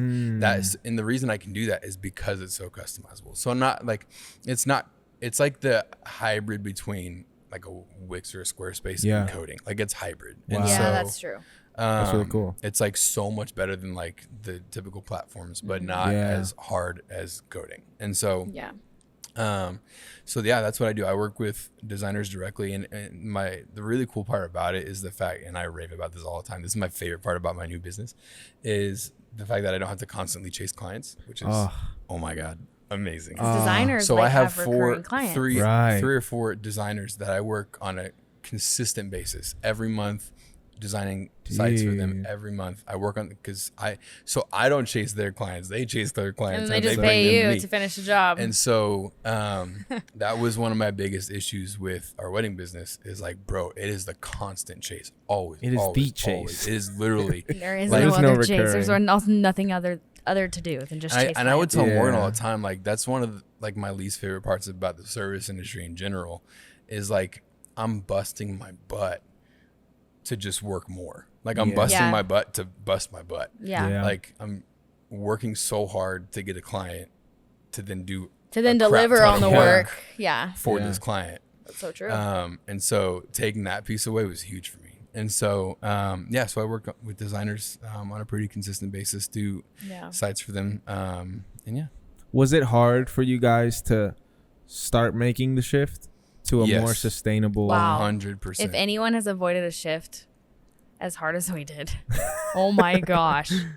I Yeah. mean, we were like, God, you better speak up. Like, you better. That's when you're asking So- him, hey, if you actually want this, the cupboard's gonna swing open, like that Yeah, kind of stuff. literally. And I it's like- mean, So it got to such a crazy point because it was almost the same kind of moment with the Apple situation for yeah. me, where it was like, okay, it is really clear that something is Yeah. supposed to be different. Yeah.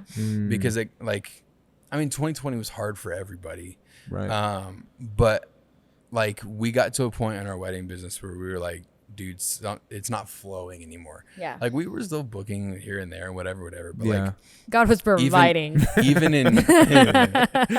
Jesus. even internally, like it Yeah. wasn't internally flowing either. yeah. Yeah. And so I don't mean to get a little pastoral and spiritual, but like no, do it. as a believer in business, if Yeah. something's not flowing to me, it's not for me. Mm. Like I'm not gonna sit here and bash down doors that aren't opening. Right. And I think there's a certain level of grit and hustle, obviously, Yeah. to business. But like we were Yeah. trying to bat down doors that just weren't Yeah. opening.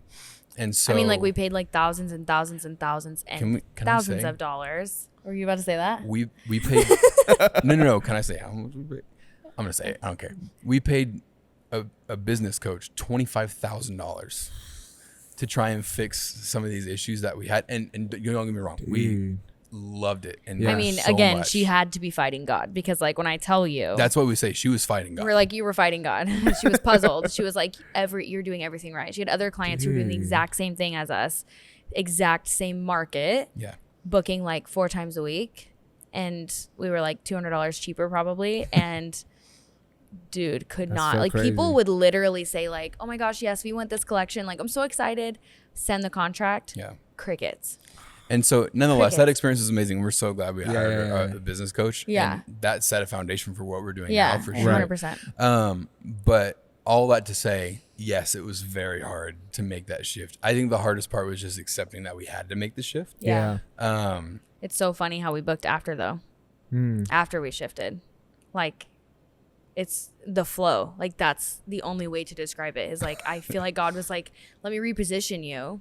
And then I always think of it like a bucket. Like there's water and it's not Yeah. that there's not water. It's just that maybe the bucket's a little like tipped over or misplaced or something. And That's a like cool it just felt like there had to be an adjustment. And I think what I'm doing now is so much more in line, and what you're doing now is so much more in line with the future that we want when we think of like a family one day and all of that. It's like we're still having weddings, and I guess in our minds we were like, we gotta let it all go. Yeah, We yeah, tried yeah. so hard, and like your family's proud of you and you don't want to be like, oh, disappoint them. And Yeah. Which, people look side up note, like What? our family being proud of us for this was a big deal. it was a big deal. Wow. Because 'Cause they when were- we started, they thought we were crazy. Our family thought we were freaking psycho. Yeah.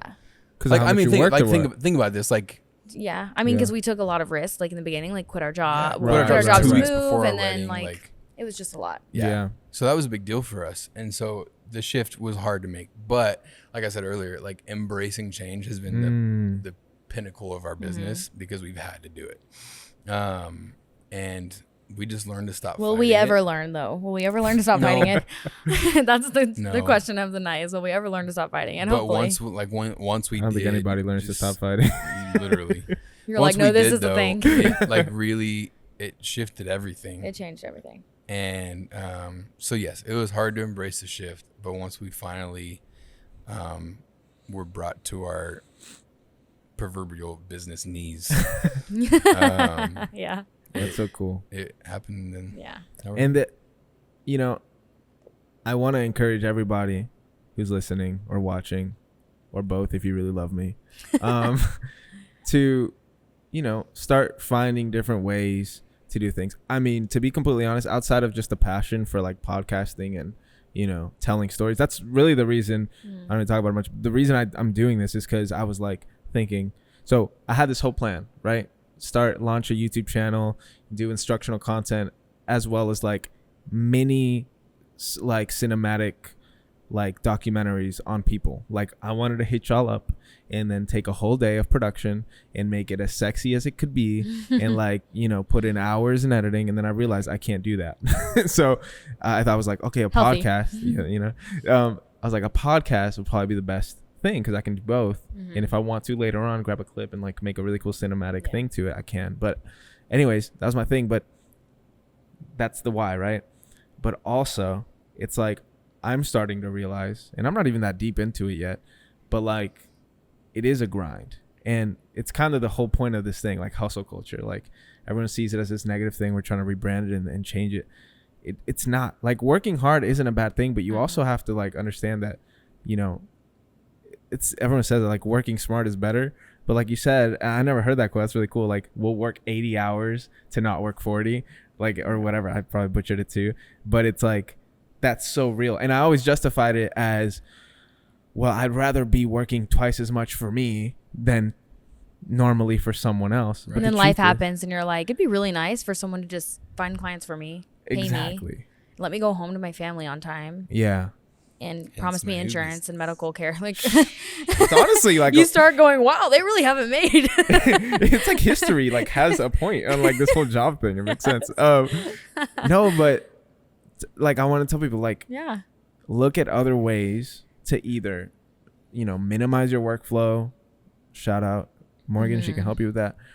To make it easier and you can be more hands off, or try to find other things that can make you money in other Yeah. ways, because that's so cool. And I think out of everything that we've talked about, this whole shift is something that's so key to, and I don't think it's a creative thing. It's just people in general. Like, you know, I always cringe at when you see those like YouTube ads that pop up and it's like a entrepreneur with like a iPhone 4 for some reason, like doing like drop shipping and Amazon, make $20,000 a month, and they're talking about like how they only work 2 hours a week and they make this amount, and I'm always like, that's such a BS. But then It's either one of the extremes. It's always I work 2 hours a week and I make $4 million.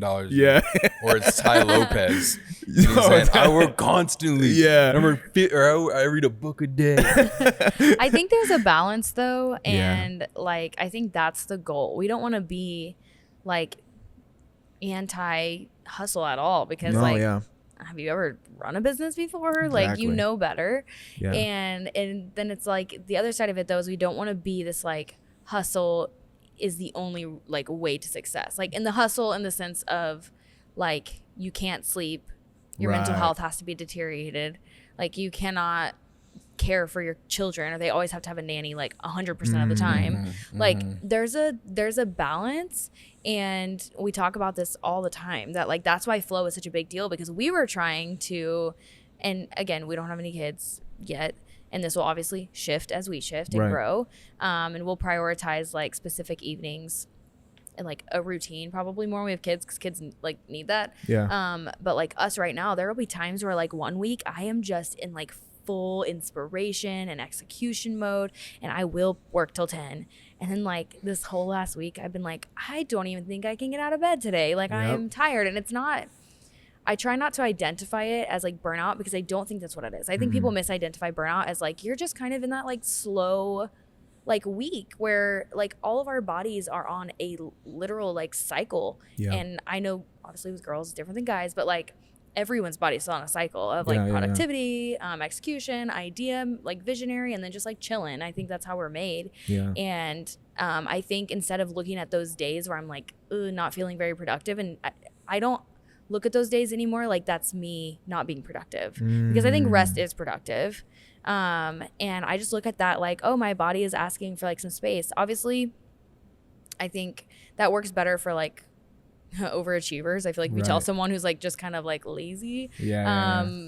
it's okay to just like rest, and like it can be, they could do too much, but like keep honoring your clients, but also like honor yourself, honor Yeah. your deadlines, but honor your rest at the same time, and really just finding the flow between that, and not like pressuring ourselves, I guess, to like get off at a certain time or start working at a certain time. Yeah. Like we do what we need to do, and we don't chase a to-do list anymore. And I don't feel better at the end of the day because I did 10 things over like what I actually wanted to do, which was just like chill out for the day. Yeah. Especially because like that's why I became an entrepreneur. Like I want to Right. I used to have to go into like serve at Red Lobster, and I was like, I don't want to do this today. I want to like be outside and like, Yeah. I don't know, go into soccer games, like our friends' kids' soccer games, like things like that. Just going with the flow, I think, kind of it evens itself out. Well, You should trust yourself. You Yeah. said something that I think is like so important. It is like the key is shifting and flowing as your business shifts and flows, because it's going to shift and flow. Like I said at the beginning of our business, I was cool with the grind of working 17 hours a day. We would Yeah. work until And- 6 a.m. I'm not No, even like, kidding. literally. Every single day. Yeah. Like I would wake up Every at day. 10 I believe a.m., it. go into my office immediately, grab a Pop-Tart, go into my office.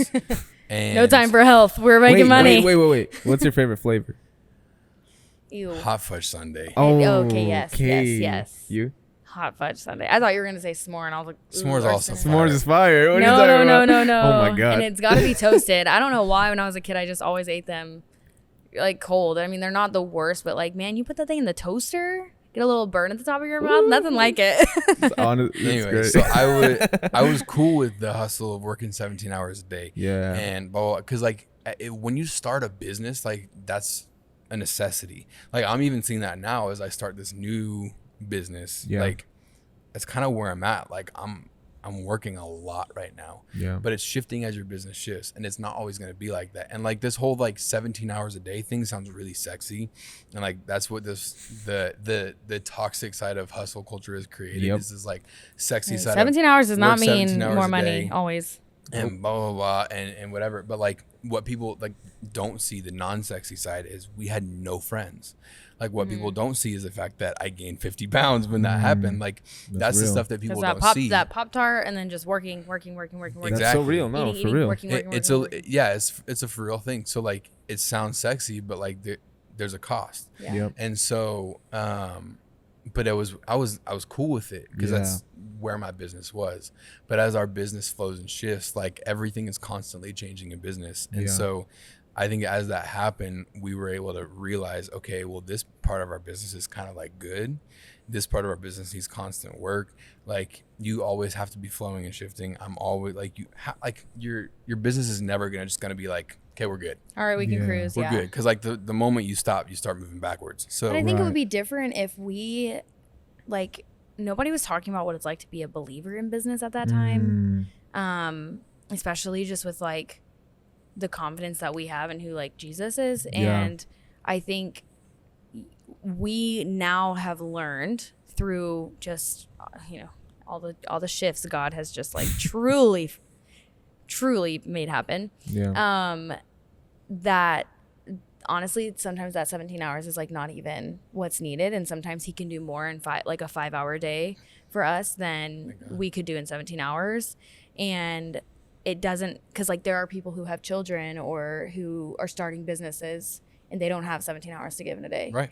And I think that like God is so specific with everyone in the sense that like he's not going to look at that person who like, I just don't want anyone to be discouraged if they don't have 17 hours to give. Right. Like sometimes it's a couple of hours a day, and it's Yeah. crazy what God can do with those couple of hours. Yeah. I mean, obviously like be strategic, but like we don't have to do that. And I think sometimes like we go with it when we want to, but we When you kind of can do used it. to feel can I like even 17 dare to hours say was that required. like those 3 hours, like you're still hustling. Like Exactly. hustle. if you got a kid In 3 hours, and you're working a job and you come Yeah. home and work on your business for 3 hours, like bro, you're freaking hustling. Yeah. Like that is hustle. Yeah. And so I think there's not defining it by time always. yeah. Hustle is Yeah, I always don't get it. defined by time. And that's literally the point of this, because hustle culture. Wait, we did all should of this be. just to finally You know figure what I out. I'm just kidding. You know what I mean? You kind of segue. But hustle culture is like, I love Gary Vee, but when he says you need to work from 7 p.m. to 2 a.m., which I did for months because I thought, oh, look at You're me. like, Gary said it. And most of the time, I'm not even gonna maybe y'all can relate, maybe y'all can't because y'all were actually working. Most of the time, I was doing crap that like probably wasn't advancing what I was trying to do. No, when And- you're forcing yourself to sit there, and I noticed this, when you're forcing yourself to sit there, like it's crazy that if you had just like, you're procrastinating the things you don't want to do the entire time. You're like, I don't really want to do this. So Yep. like YouTube, or Yep. I'm going to get a granola bar again because like that walk from the kitchen, like to the kitchen and back really Yeah. takes up some of my time because you're trying to fill this You ever time do that gap. thing where you just go to the kitchen, you just open the fridge door, and you just look in there for a minute, and you're like, Well, you need to like I'm put not a even sign in hungry. there I that don't know why says, I did this. there Like, needs to be like a sign that says get back to work. No. But like that's what I had to Yeah. start like honoring in that same way was I don't need to feel like just because I'm not at my desk for 10 hours a day that I'm not being productive, because Yeah. what if I just like let myself rest those other 5 hours and then I show up those 5 hours actually ready to go. And I think a lot of people are afraid to trust their flow, like their just like daily flow and what they're drawn to, especially as a creative who kind of like lives and dies by inspiration, right? Right. You like die for that like zone. I don't know what we would call it, but like just being in the zone. It's like that one movie that just You came love out. yes, Yes. what is that it? movie's Soul? so good. Soul, when It's they're my like in the favorite bubble, Disney you're movie. like, Pixar. how can I get into the zone right now? Yeah. Exactly Yeah. that. And I think it's okay to work in that as long as if you're meeting your clients, like your deadlines that you're promising your clients, that's super important. And if you're just delivering, I think we spend most of our time in a day as creatives trying to get ahead. It's not even about doing our job anymore. And we are like furthering our business and booking, but it's like somehow that's just like not enough. Yeah. And it needs to become enough. Yep. When you are booking your calendar and you are just like finding that whatever is contentment for you in a business, like that is the biggest thing to do, because then you can trust like that you're flowing. And I have put dates, you make content dates and you're like, I'm gonna Yeah. do this on this day and this on this day. Yeah. And I'll be like a week behind, but like I'm not, because I'm not feeling it. And it's like not even turning out how I want it to. Yeah, I'm meeting the deadline that I gave myself over ambitiously, Yeah. but like it's not turning out how I want. And then I wait a week and I just like crush it. I'm in the mood. And like I had to stop being afraid of that. Just because you don't want to do something one day doesn't mean the next day you're not going to totally want to do it and kill it and get in Exactly. flow for it. Dude. And so that's kind of a big thing that like it was scary to stop looking at the to-do list that will never end. Yeah. And it was scary to stop competing with the rest of the world and every single other creator who's doing incredible things and trying to get ahead. It's like really just dial in, focus on yourself, and that hustle will like you'll balance it out on your own. Like Yeah. we'll all balance it out on our own when we just like follow the flow. Well, Exactly. you mentioned Gary Vee, and one thing that I think like gets mistaken about him is you see the work 8 to 2 a.m. whatever. But I think what's really important, the biggest thing that he preaches is self-awareness. So like that's the biggest thing, That's true. dude. Like if you're at a place where you can handle working 7 to 2, dude, Why not? freaking go for it. Why Like, not? Yeah. If you like, want if to it's do working it. for you, go for it. Yeah. But I think you just have to always analyze and manage like where you're at, be self-aware. That's when we got to a point where there were just certain things that we just were like, we can't keep putting our hands to this because it's killing me. Yeah. It's like making me not want to go to work. Like it's That's editing for me. so that's Same why here. she It outsourced makes it. makes taking photos like miserable. So for me. hate and editing. a really Editing good way to sucks. put this is one thing that our business coach told us when we first started with her is you have to see kind of everything you do in business as like, I guess, balls, and like you got to analyze which balls are rubber and which ones are glass, because at the end of the day you're gonna drop some balls, Right. and you want to make sure you're dropping rubber ones that can handle it and not glass ones that are Yeah. gonna shatter if you drop that ball. Yeah. So like, I think that's one important. thing that'd be really, really important to emphasize too, is that's part of being self-aware. Okay, can I handle working 7 to 2 a.m.? Sure, go for it. But I'm gonna drop a glass ball called my marriage. Yeah. Right? Like, Yeah. can I work? Okay, but then on the flip end, can I work an hour a day and go play golf? For sure, but I'm gonna drop a glass ball called a deadline. Like, it's just all about real. having like enough self-awareness to understand where you're at, where your business is at. And you have to go. Yeah. You have to like go with that. Yeah. That's the key, and that's the whole, again, like, you and I we're all avid watchers of him, so we know the context of Gary Vee and what he says, and that's kind of like, the clickbaity stuff, people are like, that's where the term came from. Well, it's he says and he preaches that like you should do the 7 to 2 a.m. No, but he also says do what makes you happy. He also says so. That's the whole thing. Like I want to rebrand this thing, and I really want this to be like when if I could show y'all like a whiteboard that's in my head of like what I'm planning for hustle culture, it's really just to cultivate a community of people who are like you guys, like me, ambitious, and are just like, we're hustling, but it's not in a negative way. Like, like you said, if you can work 17 hours a day, why wouldn't you? If you, that's what makes you happy, if that's what's fun, if that's what you're passionate about in the moment, just freaking do it. And it's just the place that you're working from. That's it. That's just like the place you're working from. You can hustle out of lack, or you can work a lot, aka hustle, while you're doing something you love. Editing for me is hustling out of lack. I do not like to edit. But when I like show up and photograph a wedding and I'm like, man, my editor is gonna kill this. Like that's a different feeling. And that's like, oh, I love, like, you know, it's just the balance of it. And I'm so glad I'm so glad you're doing this, because I see a lot of I saw like the how to say struggle hustle was very glorified like in the last few years, and like just in the last like year, maybe 2 years, it's really become this anti-hustle thing. Or like, you know, you cannot like. Can we just not have to go to every extreme? I know. Can we just not be so extreme? Yes. We just want to be like in the middle. We're like, no one's yelling at people. I mean, maybe sometimes, but like no one's yelling at the 9 to 5 person who goes to work. Like that's what we're doing. We just do it from like 12 to 7. Like, and people are like, yeah, we just like to sleep in. Yeah. Like anyone in the world wouldn't want to do that. And so it's just a different dynamic. I just want to have some margin in my life.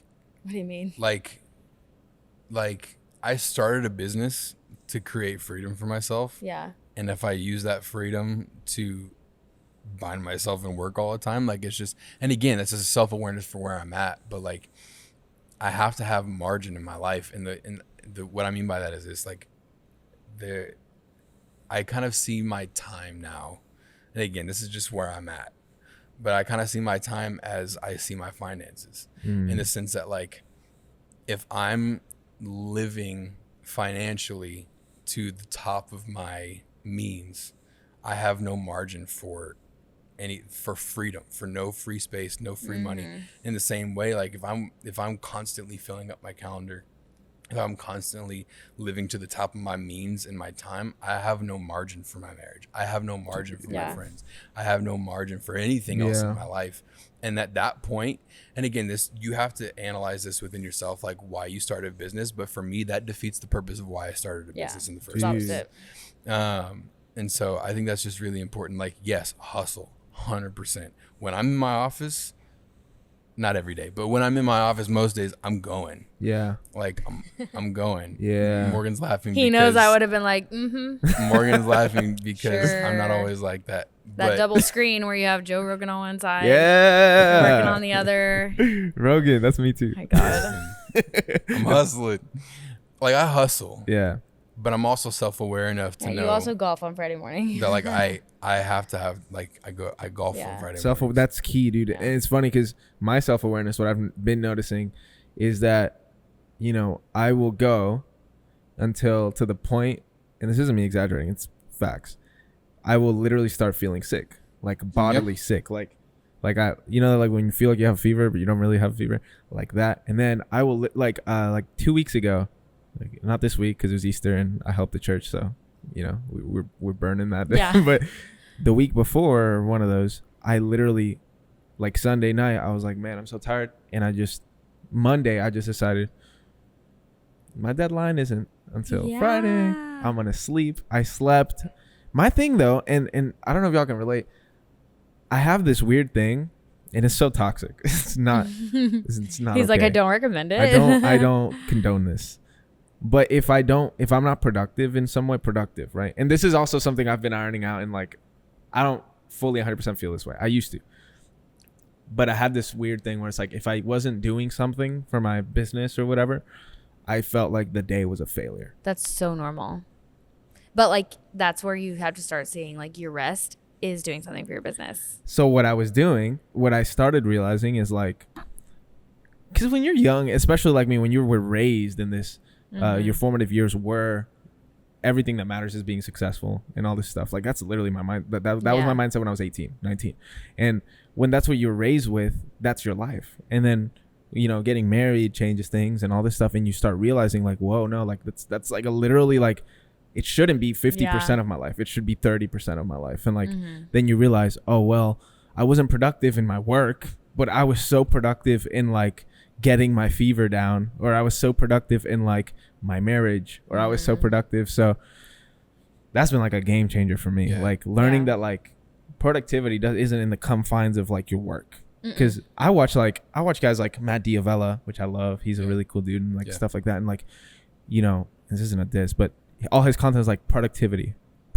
And thank you for that, because that's helped me in a billion ways.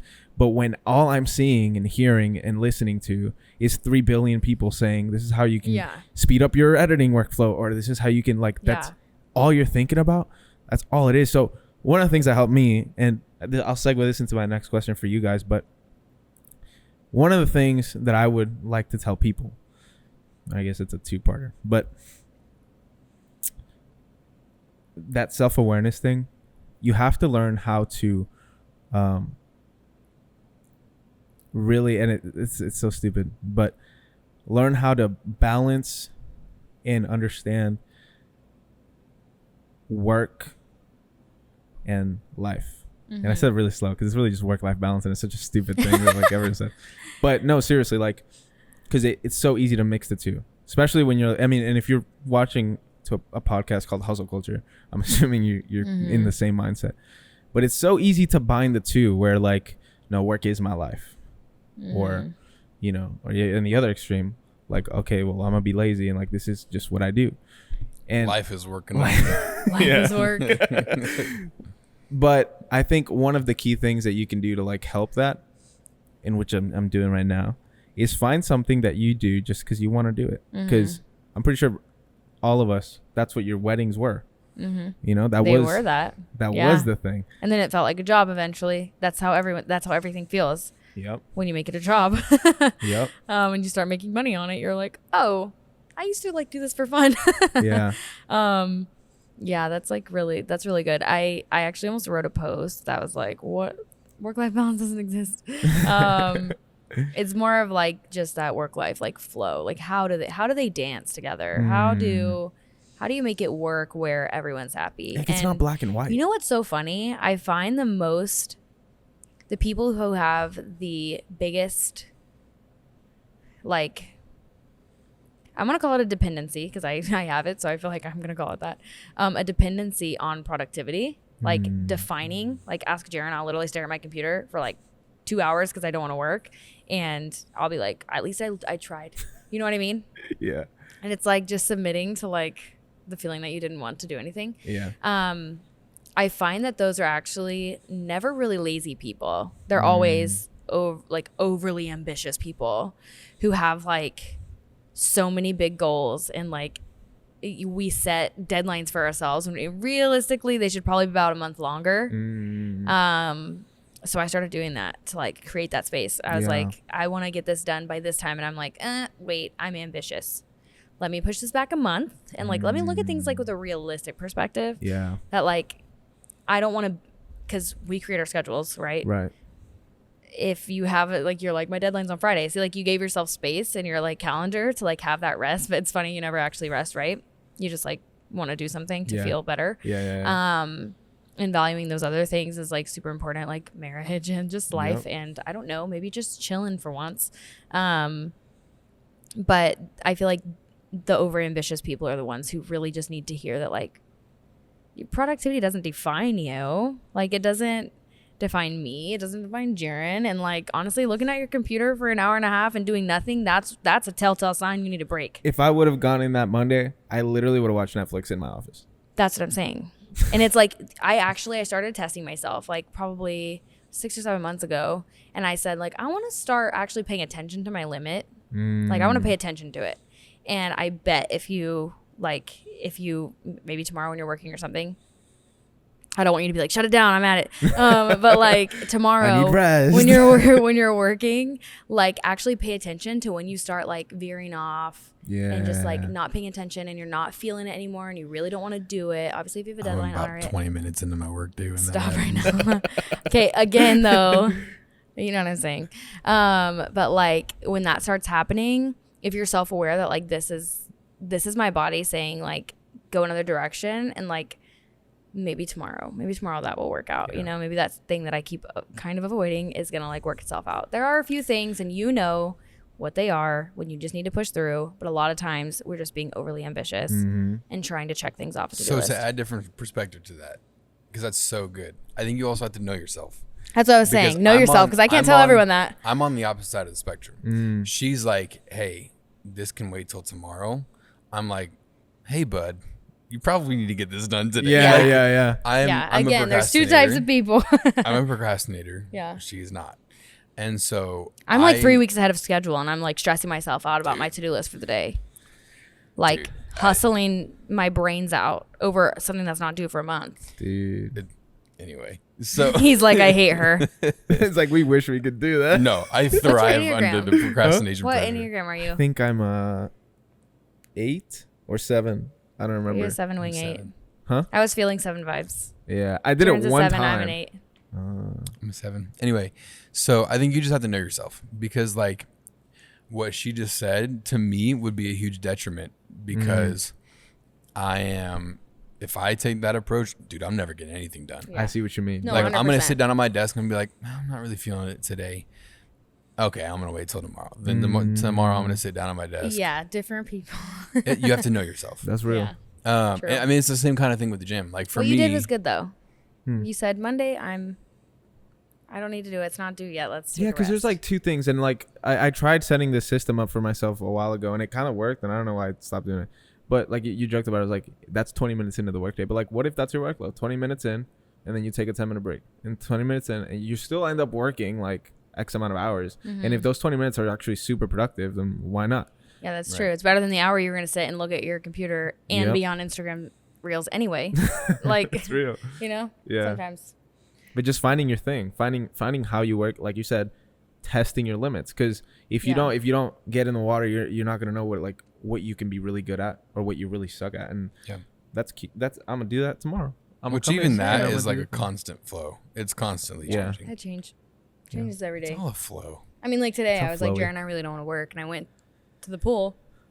That's where I like to it's like my office. And I sat and I just stared at my computer. I maybe did 2 things, like actually emailed like 2 people, and then I was like, Yeah. this is hopeless. Like Yeah. I know myself. I'm a really hard worker. I will do more and more and more and more if you make me. But like, why am I making myself? Like, did I really need to sit there for that long and Yeah. do nothing? Probably not. Well, and I think you get to a certain point in your business too, where like the best thing you can do for your business is to show up healthy. Yeah, And if that's I'm so true. constantly real. burning myself out, just trying. Yeah. Like Trying to honestly, feel let's all productive. be real. Like you're just trying to convince yourself that Yeah. you're being productive. Yeah. Like that's all it is. You're trying to either convince yourself or convince other people Yeah. that you're being productive. And when you do that, like you approach business or life in general in such an unhealthy way. And the best thing you can do for your business, the best thing you can do for your life, obviously. I do that to when show I'm up in one healthy. of those like pits of not making money. I'll overwork myself because I'm like, I tried. I did everything. Like, how would I feel being like, God, I know you provide if I didn't do anything? And I have to remind myself that like I did not have to like go in overdrive to be like, Yeah. God, well, I tried. You gonna provide? Yeah. You're gonna like only meet. Like, I think we have this idea that we have to do our very hardest and then God will be like, okay, fine, I'll take care of you. You tried. That's like not the case at all. And I just realized like I definitely overwork myself when I feel like I'm not making money because it in my brain is saying like, it's gonna work. It's gonna work. It's gonna And work. every It time I doesn't. overwork myself, it doesn't work. You make way less money actually. Yeah. And like Nobody wants to talk to you because you're like Yeah. out of your mind. for real. And that's kind of where I was going with. One of the things that's helped me a ton, because I do kind of have that dependency on productivity.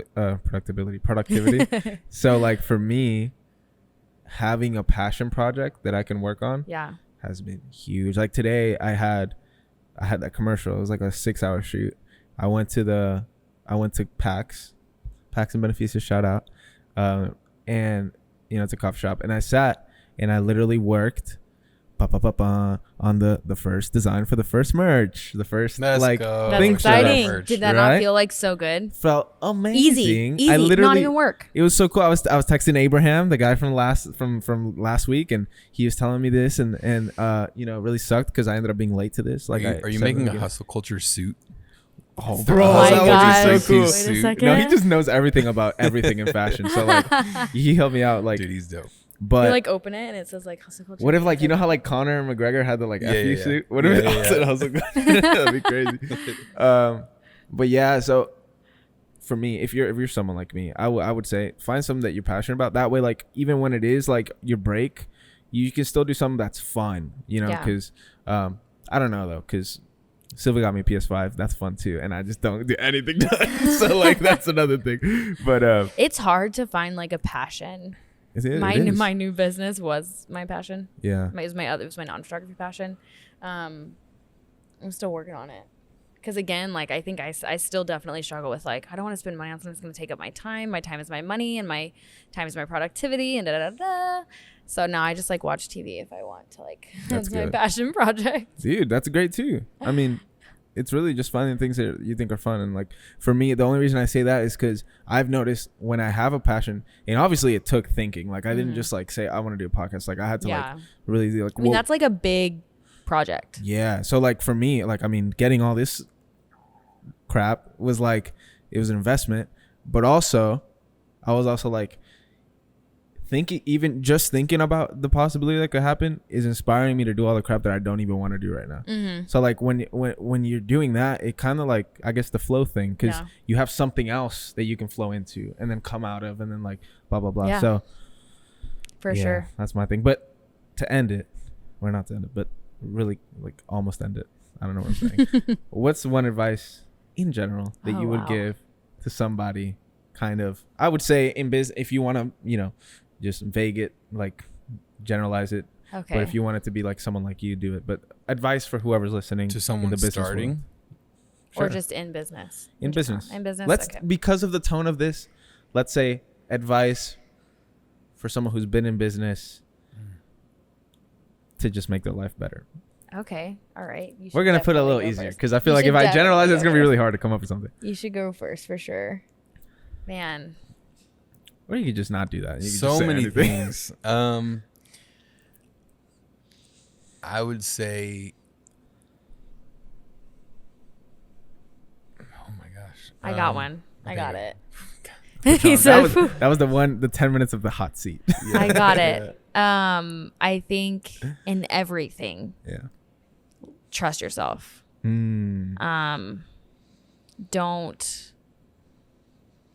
Don't question your gut or like moves you need to make when you feel there's no other way to explain it. Like your gut doesn't need an explanation. Right. So just trust it and do so without fear. I think the biggest thing for us and just so many of my friends, especially if you're a believer, like it's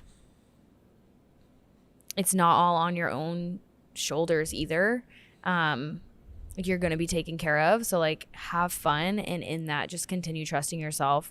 If there's an unhappy client or something, like stick up for yourself and don't just like bow down. Like don't just like to everything.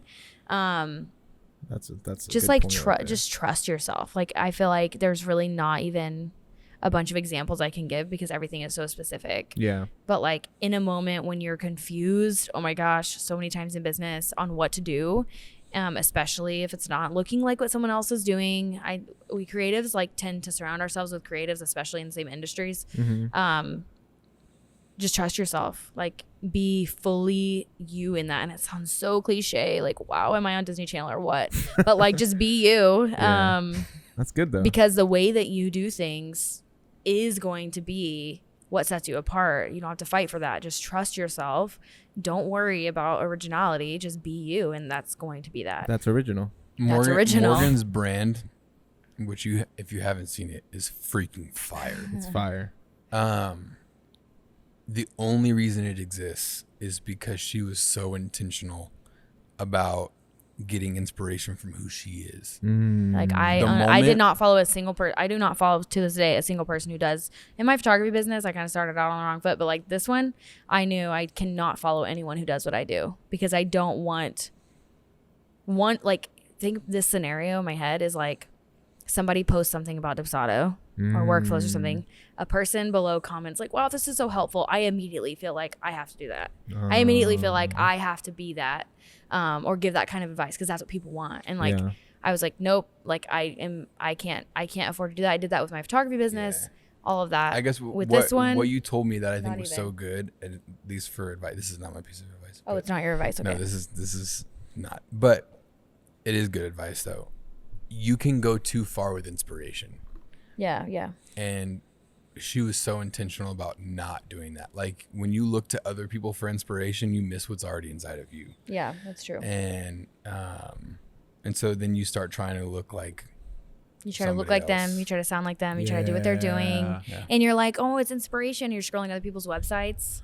And it's not. It's It's a slippery actually, No, slope. sis, it's you're so, plagiarizing their website. so toxic. Like the way that you can convince yourself that it's inspiration and it's not, it's comparison. Oh my gosh. Like it's full comparison. It's full, like you're putting these people up on pedestals. Like I still have to watch myself because I love searching for like aesthetic things. My eyes are like yeah. feeding on like pretty websites. And I'm like, cannot be someone in my own industry or I will crumble because I realize like everything I'm creating is for them. Like it's not for me and it's not me. And it's not for your clients And either. I can't even, Dude. I wish we had another hour and a half because I would tell you how that has changed everything. And to put like another thing, like Ruben said this in the first episode, he's like, nobody, like, you have to just, he said, quote unquote, just be.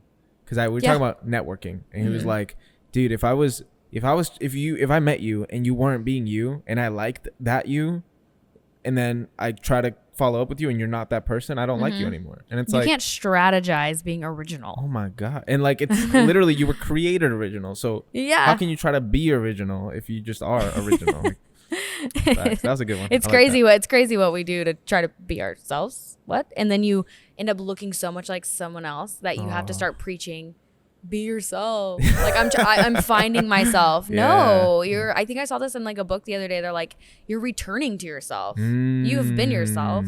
You're just coming back to you because you decided to ignore it the entire time and try to be everyone else. That is All right, you got advice now? Yeah, you shouldn't give me that much time because now I have two. Oh Do my it. God. Give Do I me have two. permission? Okay, I'll give you. I'll say one that's more Spark business, one that's more business centered, and one that's more a little bit more like mindset centered. So business centered, I think the absolute biggest thing that was a game changer for us. That is my advice: is to not be afraid to invest in educating yourself in the pieces of business that you don't know. That is the only reason we're sitting on this couch, is because when we started business, we knew how to be photographers, but we did not know how to run a business. The only reason we're sitting on this couch is because we invested into learning how to run a business. We didn't know what we didn't know. Right. Yeah. And so when we started learning, we were like, Like, wow, were we doing a lot of how that were stuff we wrong? doing this? Like, so that's my business piece of advice, is just don't be afraid to invest in the things that Yeah. you don't know, because you don't know what you don't know. Yeah. So there's that. And it's so easy. Mindset-wise- It's so easy to invest in stuff you don't know nowadays. Yeah. Like it's like you said, watching Bro, 17 literally hours YouTube. of YouTube. I learned how to be a videographer on YouTube Yeah, Yeah. for free. that's so Yeah. good. Well, someone we know used to say, like, if you're not going to invest in you, why should your clients Anyone invest else in invest you? you, bro. That's so true. Like, why so would, good. if you don't even believe in you enough to invest in yourself, why Yeah. would someone else? So good. Mindset wise, I think this is a good closer too.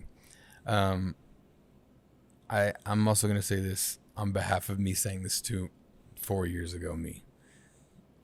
Be easy on yourself.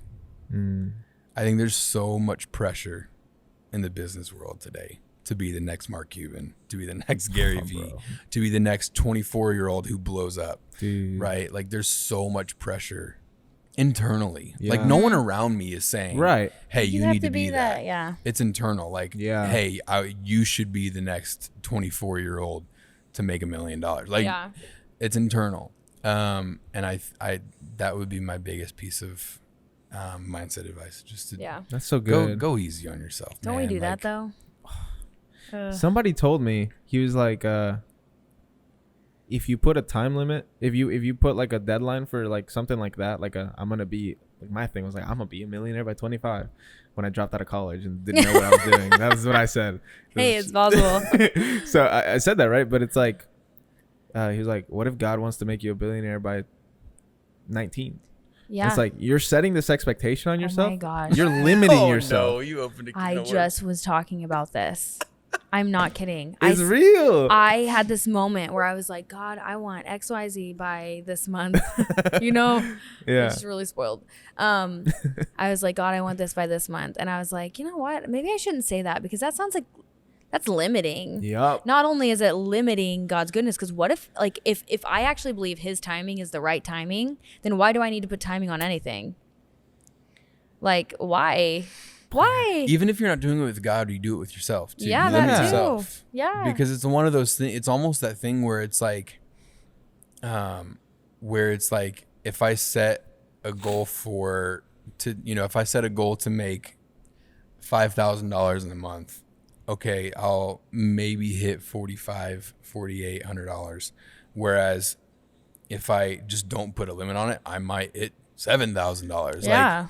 Like, I'm not saying to go against goals, but what I'm saying is, like, if we don't like put limits on God, we put limits on ourselves too. Yeah. Well, we do. I would even say, shoot, like one of the things I've done is instead of doing like specific goals, I do ranges. I don't put any like super great. precise things. 'Cause That's I'm like good. That's like That's being great intentional. practical advice, You yeah. still have like a direction, but have you're not direction. saying yeah. this is what it has to be, because I've set a 10K like goal before for a month, and I'm like, I set myself up to be ungrateful for a 9K month. You're kidding me. That's huge. Like, I did that? yeah. I really said, it wasn't 10K. You're joking. Oh Like, my God. what does that say about like my gratitude for the best job in the world? Yeah. How many people get to, like, at this age say, I had a 9K month, and like, I'm really gonna be like, meh, God, you didn't do it, God. Or Morgan, you didn't do it Yeah. because you were 1K short.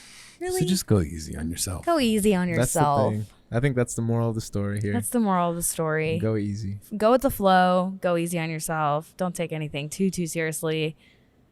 Who knows? You might change directions. That's so good. Well, I had a great time. Me This too. is awesome. It's so chill. This is like this is what I want it to be like. Good. I don't want it to feel like an interview. I want it to be just conversation. Y'all are awesome. I'm glad it felt that Thank way. you. Before we leave, let the people know where they can reach you, where they can buy whatever you're selling, get whatever you're doing, like everything. Let them know everything. Well, all the info for my stuff is on at the Morgan Archer. Normal spelling. And then if you just want to look at our pretty photos, it's at Mr. and Mrs. Archer. Also, your website that Oh I worked yeah. so hard on. Yeah. And show Sorry. it. You want to see Hello. Jaren's work at play? It's just morganarcher.com. Yeah. I have some pretty cool courses for like photographers to learn Dubsado if you've never heard of it. It's gonna change your life. I'm sure you will come back with a report on how much it changed yours. Yes, I will. And I'll yeah, leave it in a that's pretty much review. where everything is. Yeah. Cool. And then I don't have socials for my business because He's not chasing clients, I anybody. don't mean to brag, but I'm already pretty booked out. Let's go. Let's But- go. If you're a designer, hit me up Yeah. Where? on our Mr. and Mrs. Archer page. Perfect. That's a perfect place to find me. Cool. And then we'll go from there. Awesome. Thank Well, you. that's it. Y'all heard them. If you hate how you're working, hit up Morgan. And if you hate designing and developing websites, hit up Jaren. But yeah, awesome. Well, that's been Thank another you. episode of Hustle Culture. Love you guys. Thank you for coming. Shout out. Oh,